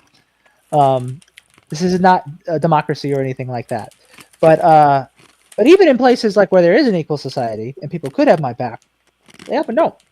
And so, um, when you can really only count on yourself and your own decisions, you have to get enough of your own stuff in order as much as possible so that you can navigate the challenges of life, right? That's going to be different for different people depending on, how much support they actually have, right? To the extent that I have support, it's, oh, we like you, Joe. Stand up for yourself, Joe. But like, if that doesn't go well, no one's going to show up to rescue me from a bad situation, and I know that. Um, there's also a point where I know there are some things I'm not willing to do, right? This is why I feel like there's a subtlety to make between deceiving folks and then doing stuff that I'm not willing to do, right? Like I certainly do not make it seem like I like things that I don't like. I'm often hesitant to reach judgment or to immediately escalate a situation. But I don't give off false signals that, oh, I like this. I am okay with it. Oh, fine, But right? not that you like it, but sometimes you give off no signal at all, so people can't tell how much you actually dislike it. Right. But then, and then the problem is the issue is if I become like visibly unhappy about something, they might not think that it has to do with the thing. They might have to do with them, and they think I don't like them, and they have to go to war with me. And then suddenly that can of worms is opened, right? And that's happened to me before plenty of times in life to know that like, Is that why you're so concerned with what other people think? Because of the consequences that come from it? I mean, yeah, that's really the only reason to be concerned. Like, I'm not worried about, oh, what if he just doesn't like me and then my life is unaffected. People whose lives are going to be just fine, even if some people don't like them. That amazes me when they worry about people not liking them. Oh, I Um, just assume that's I think or everybody's life is going to be. If your life depends on whether someone likes you or not, you have somebody in your life that, like, you can arrange your life differently where it's not as much at the mercy of that person. So yeah, people that keep people in their life that their life is at the mercy of, is part of that is decisions that these people are making themselves about their life. Why is your life so at the mercy of people liking you or not? and that's why I moved out of my parents' house. I did not go to my parents for help when I had to live in my car, for example, right? Because I simply just did not want to be at their mercy. Um, Especially we're talking about my mother in this case. And plus, I also realized it just makes no sense to say I'm never speaking to you again, and then to come back and say, "Hey, can I live here for free because life is hard?" I'm like, no, I need to own my decision. If that means sleeping in my car and being uncomfortable and being woken up by the police or stuff like that, that's just part of my decision. Um, and But I also recognize that, like, it's not other people as they grow up. They have people who just take to them well, friends that they form. Obviously, some of them fall in love, get married. They have people who become part of their lives that replace whatever their parents were doing while they were children, right? And that has not happened with me. So, I have to be very mindful that, like, there's much riskier and existential cost if I create a problem out of nothing, and I need to be mindful of, like, my social habits, right? And to the extent that I have um, um, um, gotten better at this, my life has gotten easier, and has gotten easier in a way which I don't feel like I have to fake anything.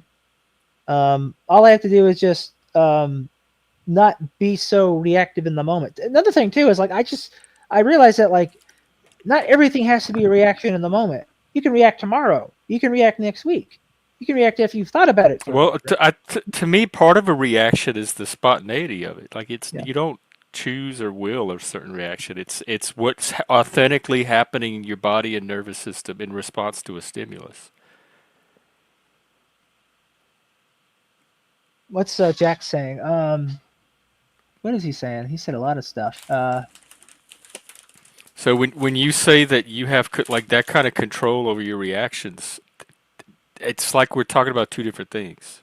Well, there's two layers to the control. There's one. It's like there's not. There are some occasions where I get genuinely annoyed, and rather than, like, grit my teeth, I don't do that. But then the other part of it is I have the sort of the internal monologue where it's like, you don't know that this is a bad thing yet, right? So don't get worked up, and I don't actually get to the point where I'm annoyed. Sometimes that monologue doesn't go off, and I think in this situation it didn't, because I did not realize the situation I was in. So I literally just had a reaction, and I didn't have time to just, like, take in what I was in. Um, what's Jack still saying? And the main guy gets a call from his mom, but that was part of the plot. But it's, like, out of the blue, and He's it's talking it's about a disappointing to movie hear him. that he saw. Okay, and at first I was like, "What a sweet moment," until it hits me that not one time has ever someone from my family did that for me. The sweet moment for everyone else pissed me the fuck off. They did it because if life is a fucking game, they're not making this fucking game for me, but it's just fucking life. I hear you, Joe, to feel that way in Minecraft, the escape to this fucking bullshit game we live in. And, and to this point again, my main thing is that I wanted to go well for Joe Monkey. And otherwise, like, if I had no goal other than I was trying this out, it would have been very upsetting at first, in a sense of, like, just the surprise of it. But I would have just put it down and then eventually just moved on with something else and just quickly forgotten about it. And I know that because I've in other times where something like that has happened, that is what I did. And And if um, you were if this happened in a healthy community, nobody would have been cupcaking for the guy that left himself parked on the railway to begin with. They would have, like, let him take responsibility for that and not yeah, jumped in to protect him and make you the. It's that victim, rescuer, perpetrator triangle that got activated, and somehow he was the victim, you were the perpetrator, and they were rescuing his feelings. yeah, So none of that would have happened in the first place, and people would have been more understanding of, oh, this might got activated. It's nobody's fault, and we could deal with it and pick it up and move on from here. And there's no reason to tear apart all the community bonds that have been built over this. well, that's exactly what they did. But, like, And like you say, like a better community, one that's worth being in, that just wouldn't have happened, right? And so this is why, like, I just don't see myself going back, because it's like, well, now that I have really good confirmation of what they are like when put to the test, it's just, and I can't trust them. Even if we come up with a remedy and then we can agree this situation is closed, I have clues about how they'll handle future situations, which will Yeah. inevitably happen, like we've discussed, right? There's Right. some We did chaos. all those streams on trust and building trust, and I agree. I Yeah, think and this is so, an indication of how much trust was actually built. mhm. And so, yeah, that's why I brought it up. Is I thought it was kind of like a good, um, like example of just like the topic um, we have talked, put through like an active simulation, and we got the results finally. Jax, I do live alone. Well, here's the interesting thing too. So one of the players I met in person, I got coffee with him because he actually happens to live like not in my town, but the town that's immediately next to us. The town's touched like this. We got coffee. It was a good time. We were talking about going to get Mexican at the local restaurant and hanging out again. I'm pretty sure that's not going to happen. I'm pretty sure that the Because of door. this, I'm pretty sure the door is slammed shut on that. even after getting to know you in person. Yes. Hey, So Mike. so when I say like things like, uh, um, it doesn't really like do a whole lot to signal my feelings when almost every single time, and I mean almost every single time, I get two outcomes. One is that they don't get it, and so they just misunderstand it. There's something about the way I speak English doesn't work for them, and so I don't want to depend on that. And then two, um, they do get it, but they just don't give a fuck, and they will never give it a fuck because I'm not a person to them. Maybe I'm an obstacle. At best, I'll be a commodity to them, which is I will be useful. But I just as haven't any really seen that commodity, happen here, though. Where, like, to I, me, I, I your I don't think. communication gets relatively received here. I think it's because I've gotten good at it, and again, I know how to like uh, approach it differently. But um, man, I've gotten better at like just not putting my foot in my mouth and throwing people off. But that is the thing. It's like I'm just keenly aware of the fact that like it's as much as people will say things like I'm an empath. The people who say that don't ever give a fuck about me. I can't think of anyone who ever said that, and they're like, Joe, I know exactly how you feel. I can see why you feel this. You're not a bad person. This is the way your emotions work, and they don't get that your emotions work this way, and they're getting lost in themselves and think this means you're an evil person. None of the fucking empaths have ever said shit like that, and if they were empaths, they would have said it. Hey, Mike, what's going on over there? Hey, what's going on? How's it going? Hey, it's warming up. It's warming up. I'm outside. I'm in the bushes. Yeah, Yeah, what time is nice. it there?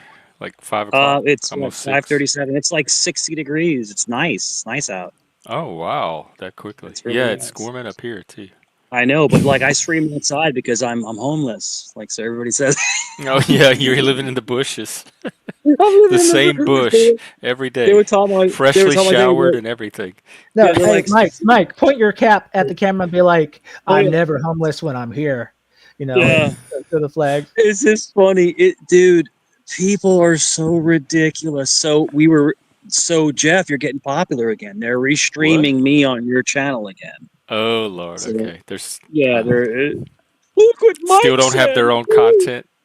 Oh, dude, please. So they're only doing about maybe 15 minutes of it, and then they switch to other stuff. But like, I guess I'm not that hot of a commodity because I've cut down on all the craziness I used to do. Because I used to troll the crap out of people. I would stir people up to get them riled up. I don't do that anymore, you know. But apparently, Jeff, from what other people were saying, I'm in love with you. I hit on you, so Oh apparently I'm God, I've closeted never. gay. I'm a closeted gay man. You know what they say. Sure, they'll clip that and turn that around. But I think it takes a real secure person to be friends with people that have different lifestyles and are not, bothered by it. I have no problem with anyone's lifestyle. That's their Yeah, I lifestyle. never got the feeling that you did. No, no. But just because we're friends, they want to pick on it. You know, Hmm. they want to cancel you, They Jeff, they because try and they try to lift any narrative that gets off the you ground. know you have a positive message, and they don't like the positive message. But I don't mean to cut you off, Joe. But yeah, um, you know, I'm Joe. I'm not sure if you're directing what you're saying towards meeting maybe like a girl meeting a girl with personality clash, things like that. But like the dating world, No, what these are I've gamer noticed nerds. is Yeah, this is gamer this nerds. is this is an interaction with pretty much all other men. Okay, Acting my like son, girls. my son, There was- was a my girl son. involved. Go ahead, Mike. No, you're good. My son was a big gamer back in the day. My son is older now; he's in his mid-20s. But when my son was like in his teens, he was a big gamer. And these gamers like threaten your life and stuff. Like they take it way too personal. They get too invested. So what I'm trying to say is the gaming community, there's cool people that you hang out with and shoot the crap with and have fun. But some of these gamers, they get nuts. I mean, do you guys agree? That's They a get a good little point, crazy. Joe. This may be their entire social life for some of these people. And that may be some of it. Is like Yeah. you know, like maybe this is why this one person was so upset that I let him die, because to me this is just this horrible insult to him that he cannot let stand. And to me it's just sort of like, you know, he didn't die in a particularly consequential way in the game. And Yeah. and I also, again, I don't know if you heard this, Mike, but like I made sure his stuff was safe and wasn't going to disappear or get stolen while he was dead. And so like I didn't even have to do that. Like, so I eliminated most of the pain from it. But And, you know, and that's Yeah. the thing, Joe and Joe and Jeff, you know, the biggest thing about, and I'm sure you've seen these stories, like in the gaming community, people have keyworded themselves over this stuff. Like there are young people that will commit, you know what, over Mhm. over internet bullying. They've And even done that games- over Dungeons and Dragons back in the day. Yeah, it's terrible. And like I said, once if you're in any position, whether it's gaming or even online or even like at the dollar store or at Food Lion, if you feel like you're starting to feel like down and feel like less than yourself, walk away from the situation. Get away from that situation. Because everybody is worth something. I'm not trying to be Tony Robbins, but everybody is worth something. You know, but there are people out there that will target people that have a kinder heart, and they'll try to torment them. Does that make sense? Like Bullies. Jeff, Uh-huh. like sadistic people are out there. That's what bullies do. Yeah.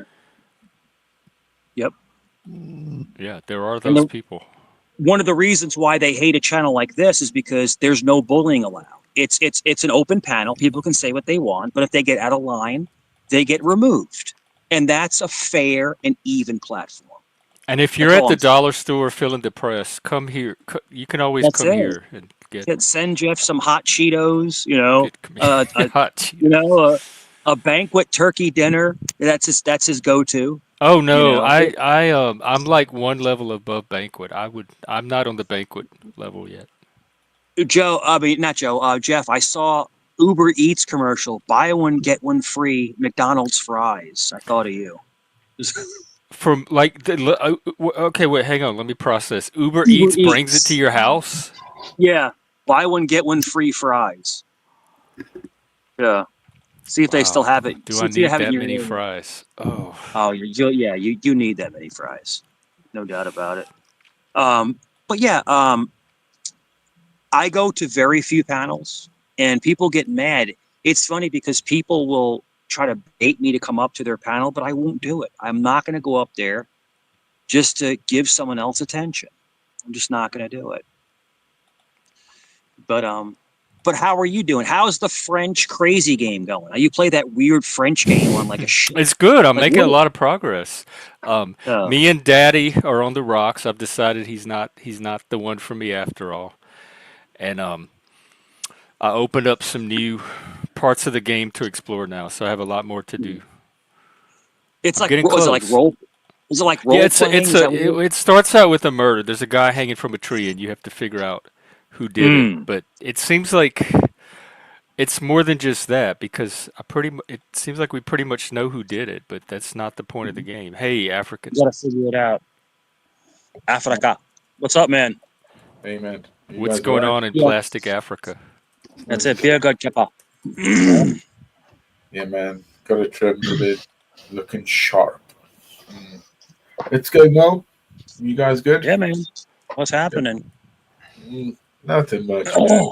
Waiting for the time to creep by where I have to start, missioning and working again. Ugh.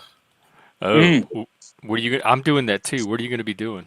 Oh well, there's a contract that I've kept for ages, and the guy wants me up, and I think it's a couple of probably maintenance and some bills across the country, up in Scotland, down south, I think, a little up north. But there's one that starts not next week, the week after. So I've got to get to a meeting and find out what's what. You know what I mean? I've got to like pull my finger up my ass and start fucking doing it.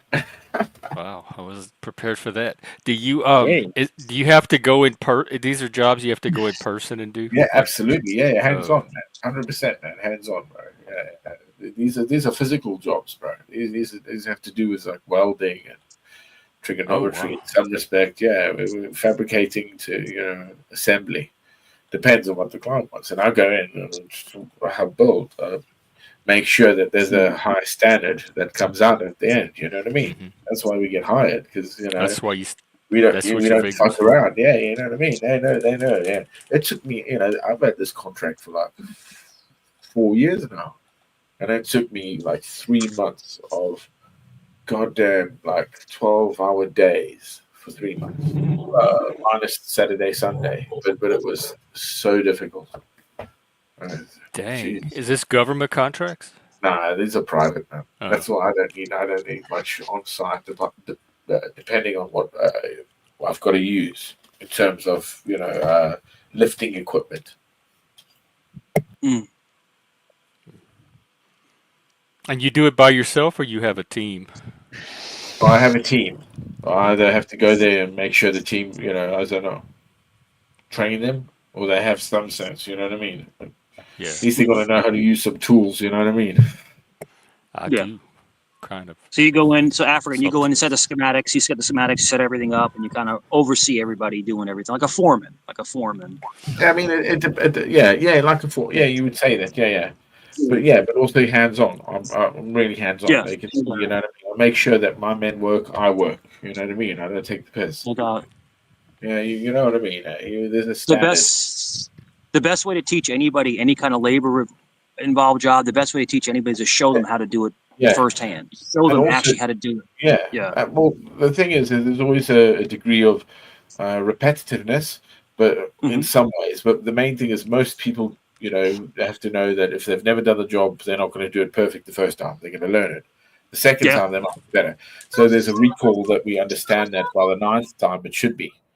If I don't see those by 4 or 5, you're out the door. You know what I mean? If I have to come and tell you that job again 4 or 5 times that we've done, so I don't get out. Yeah, and the guys really respect the boss that gets dirty with them too, gets in there and does the work with them. They respect that. Absolutely, that, man. And you have to, be professional as well. I've always seen it as this, okay?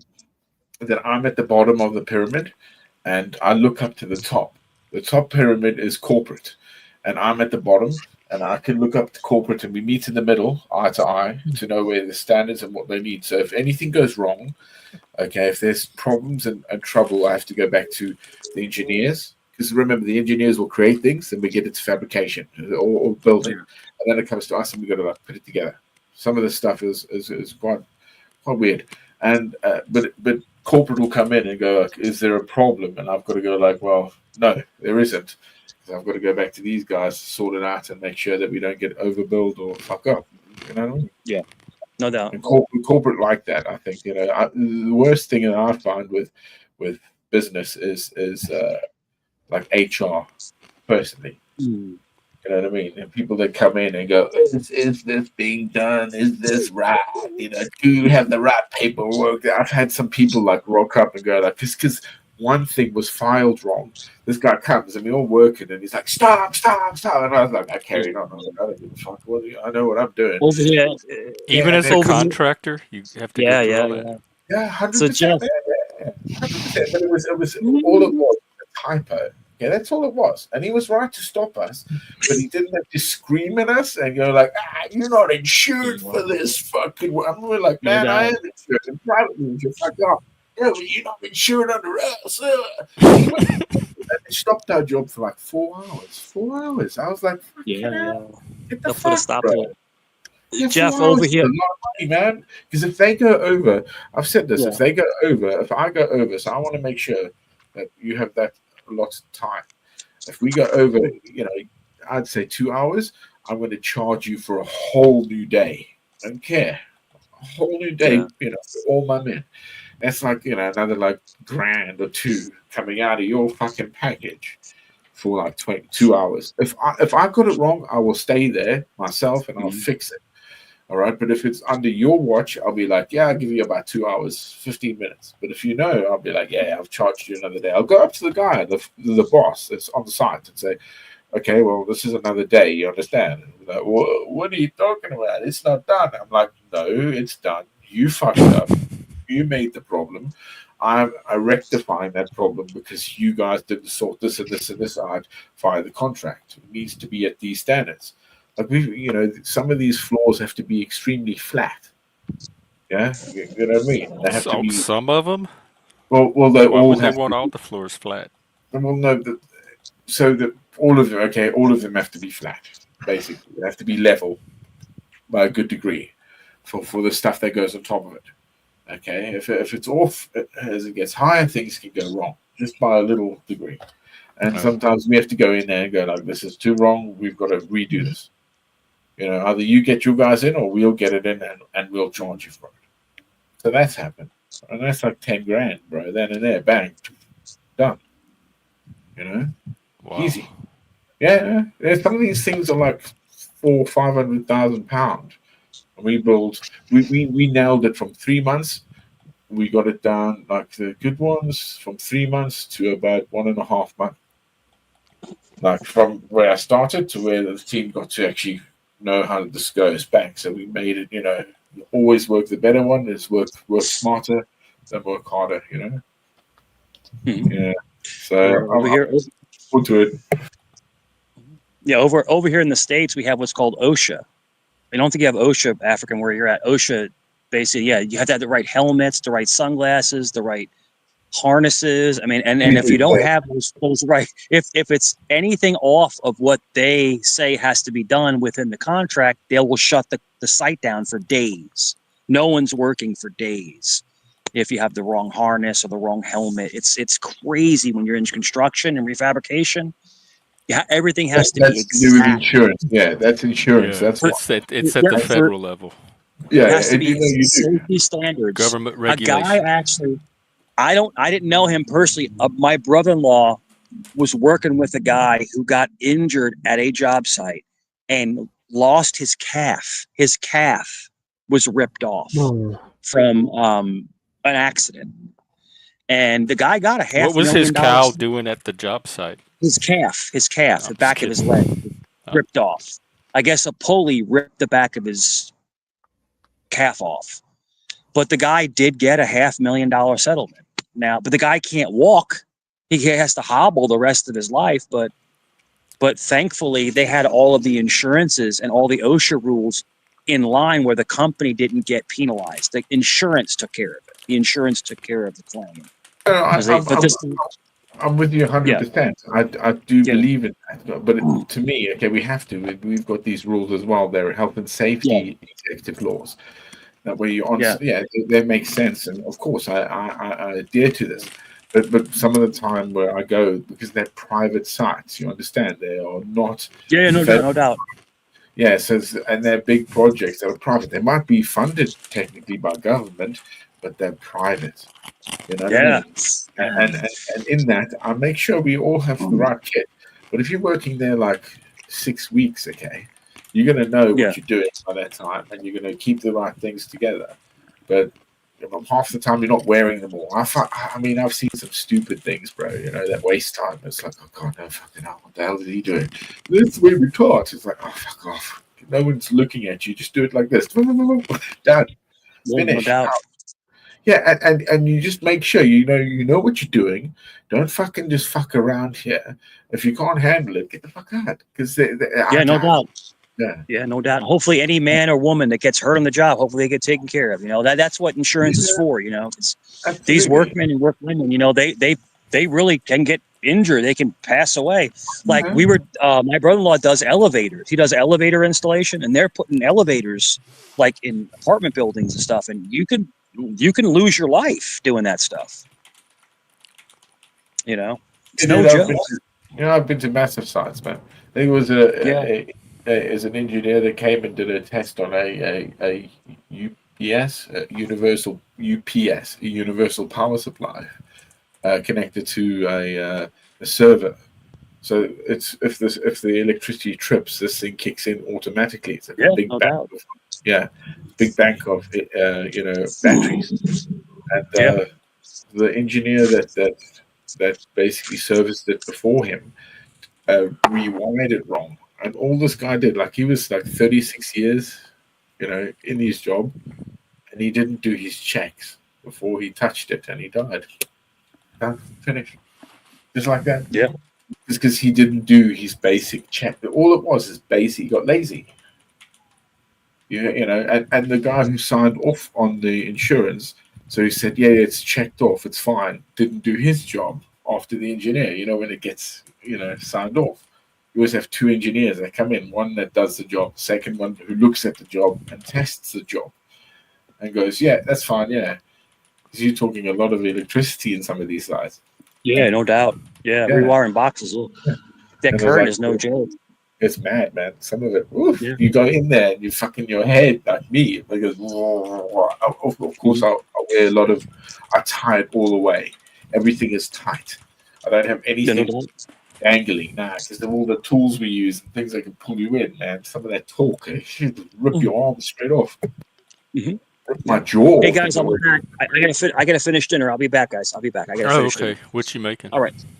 I'm actually making the rest of. I have chicken, so I'm gonna make some more fettuccine alfredo. I'm gonna make Oh, some more. damn. Okay. You always Get rid of make the chicken I have, and then I have. I'm gonna make a turkey tomorrow. Make a big turkey tomorrow. Damn, you cook Yep. like every day. All the time, Good, bro. like it. Same as, man. I love Good. it. Same All as, right, man. man. I'll talk to you later. All right. It was good seeing you. All right. Take care, brother. African salute, man. Salute, man. Take care. And then there was two, Jeff. And then there was two. What's on your shirt? Is that a little Chinese guy? Samurai. Yeah, it's a samurai, yeah. Ah, okay. Japanese. Sorry. Japanese. You know. Hmm. Have you seen Battle Royale before? Have you seen that? Is that a movie? I saw Yeah. this. No, It's a I don't think I Japanese have. film called Battle No, Royale. no, definitely haven't. Whole thing. You'd love it, man. You should watch it. I'm It's got a looking it lot up of now. yeah, you'd love it, man, because you'd love it, bro, because it does question like the way we resolve our problems. Oh, And yeah, you'd love it, man. It's one of the I through swear, violence. yeah. But you should watch it. Because I was just saying about like David The Lynch Japanese government, captures yeah, a class of ninth you'd grade love it students and forces them to kill one another. What? Why are you trying to get me to watch this? That because video game is bad enough. no, it's not a video game. It's how it rolls out, the story of it. You've got to think about like with directors and writers of how things are like some of the most violent stuff I've watched, not just American gore, is like from from those areas like Korea and Japan. Their films are like dark, and you know why? It's because they come from a violent era. So that was it. Yeah, you should watch it, though. Man, why is everybody named Titus so damn sexy? No, I've never heard of this Titus show. I'm reading. Let's see. Quentin Tarantino praised Battle Royale as his favorite film of the previous 2 decades. That tells me what to expect right there. There we go. So there we go. So now I've introduced you to something different. The Japanese government passes an act to curb juvenile delinquency, sending a random junior high school class to participate in a game Yeah. called Battle Royale, where they all kill each other. Yeah, Wow. and then that's their coming of age, their period to find out who they are, and what they're capable of, or what they're Oh, not. hey, Dungeon Master. I'll be right. Yeah, and the subscribe button while you're at it. In fact, if you only have one choice, I would hit subscribe over like if your fingers can only manage one. But thanks. Um, who's who's Kim K? Yeah, I might take a look at Titus too. I think Bex and I are going to be in Discord later today watching some stuff. There's this new show I discovered I started watching called Anonymous. The Anonymous. It's a reality show. And it's kind of like Big Brother. They live in a house, but half of the game they interact anonymously through the computer. And they have little avatars, so you never know who the player is. And you have to keep yourself from being. It's like a sock account, and you have to keep yourself anonymous. And if people discover that it's you behind the avatar, then they have an advantage in the game. And the person that can stay anonymous the longest, I think, is going to win. It's kind of like Troll, like a you. They play in person, like Big Brother Survivor style. They do their little politicking during the day in the house, and then they go into this little underground bunker and get in front of their computers. And part of the game is done anonymously through chat and behind these avatars, and so they control each other, and you never know which player is doing the trolling, and then they What eliminate is this, somebody Jeff? each episode. What is this? It's called The Anonymous, Anonymous. and it kind of reminds me of a little bit of what happens here on YouTube. Oh, well, of course it would Hey, be. Helena. Of course it would be. I'm trying to figure out who Kim. Oh, Kim. I did. You know what? I didn't know. I didn't get his first name. I forgot that was his first name. That's what threw me off. You talking about my little partner dude? Yeah, but they said that he had some distrust of me or something. I alienated him some kind of way because I didn't answer one of the questions in just the right way. Again, a vibe thing. But I don't even feel like I need him much anymore. I'm doing so well on my own.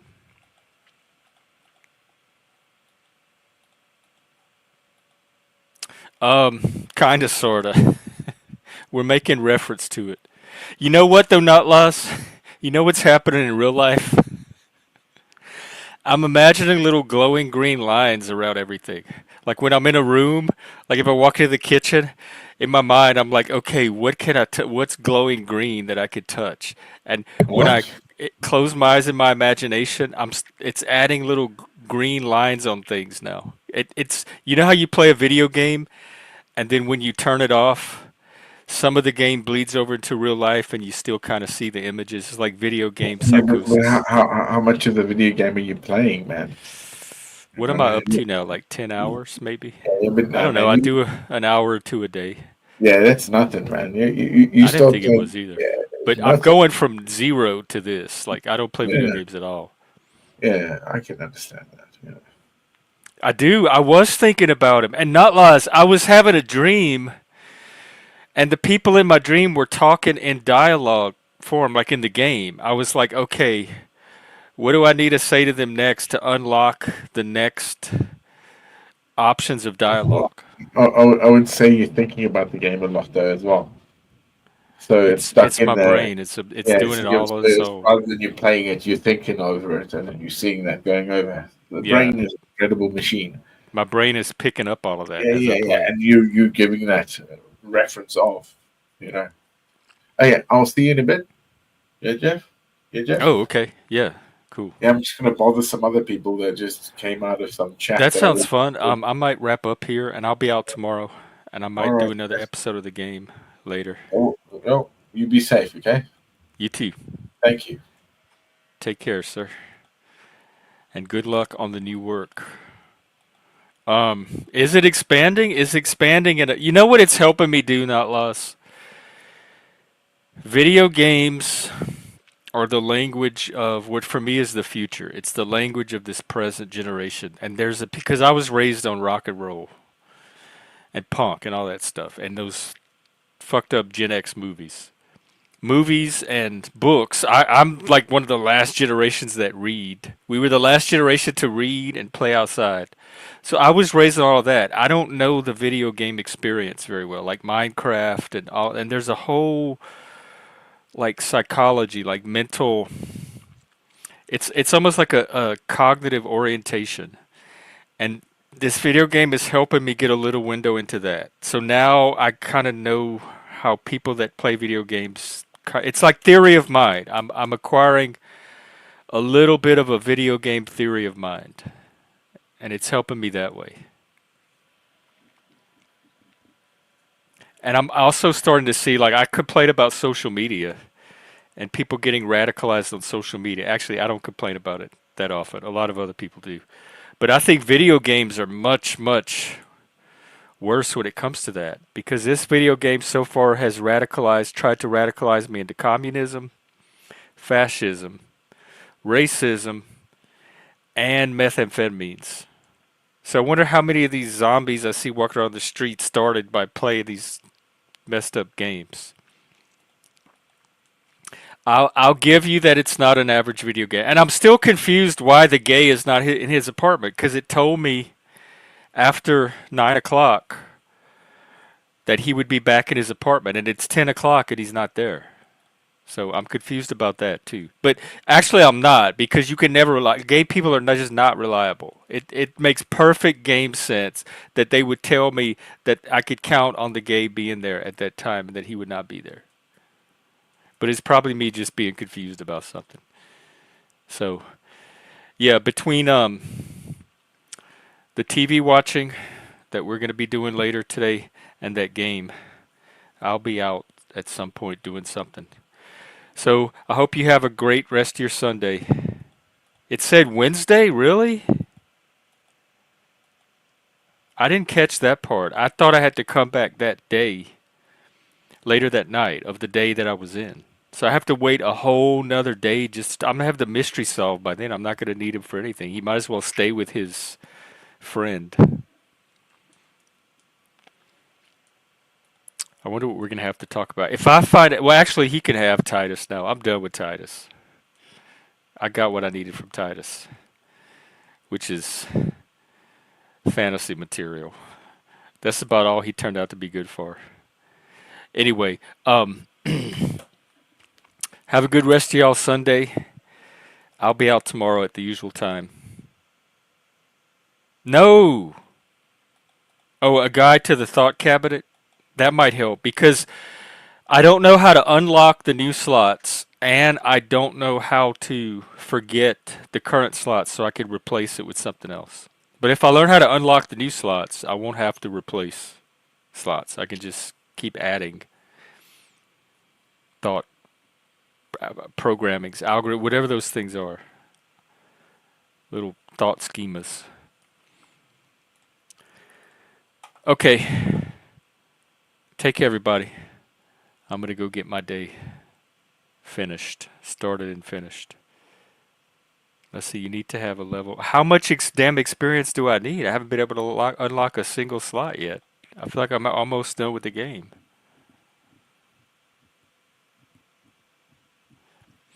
Take care, Helena, and everyone else. I'll see y'all tomorrow. Have a good rest of your day. I hope you do something fun. All right, take care. Hail the Sabbath.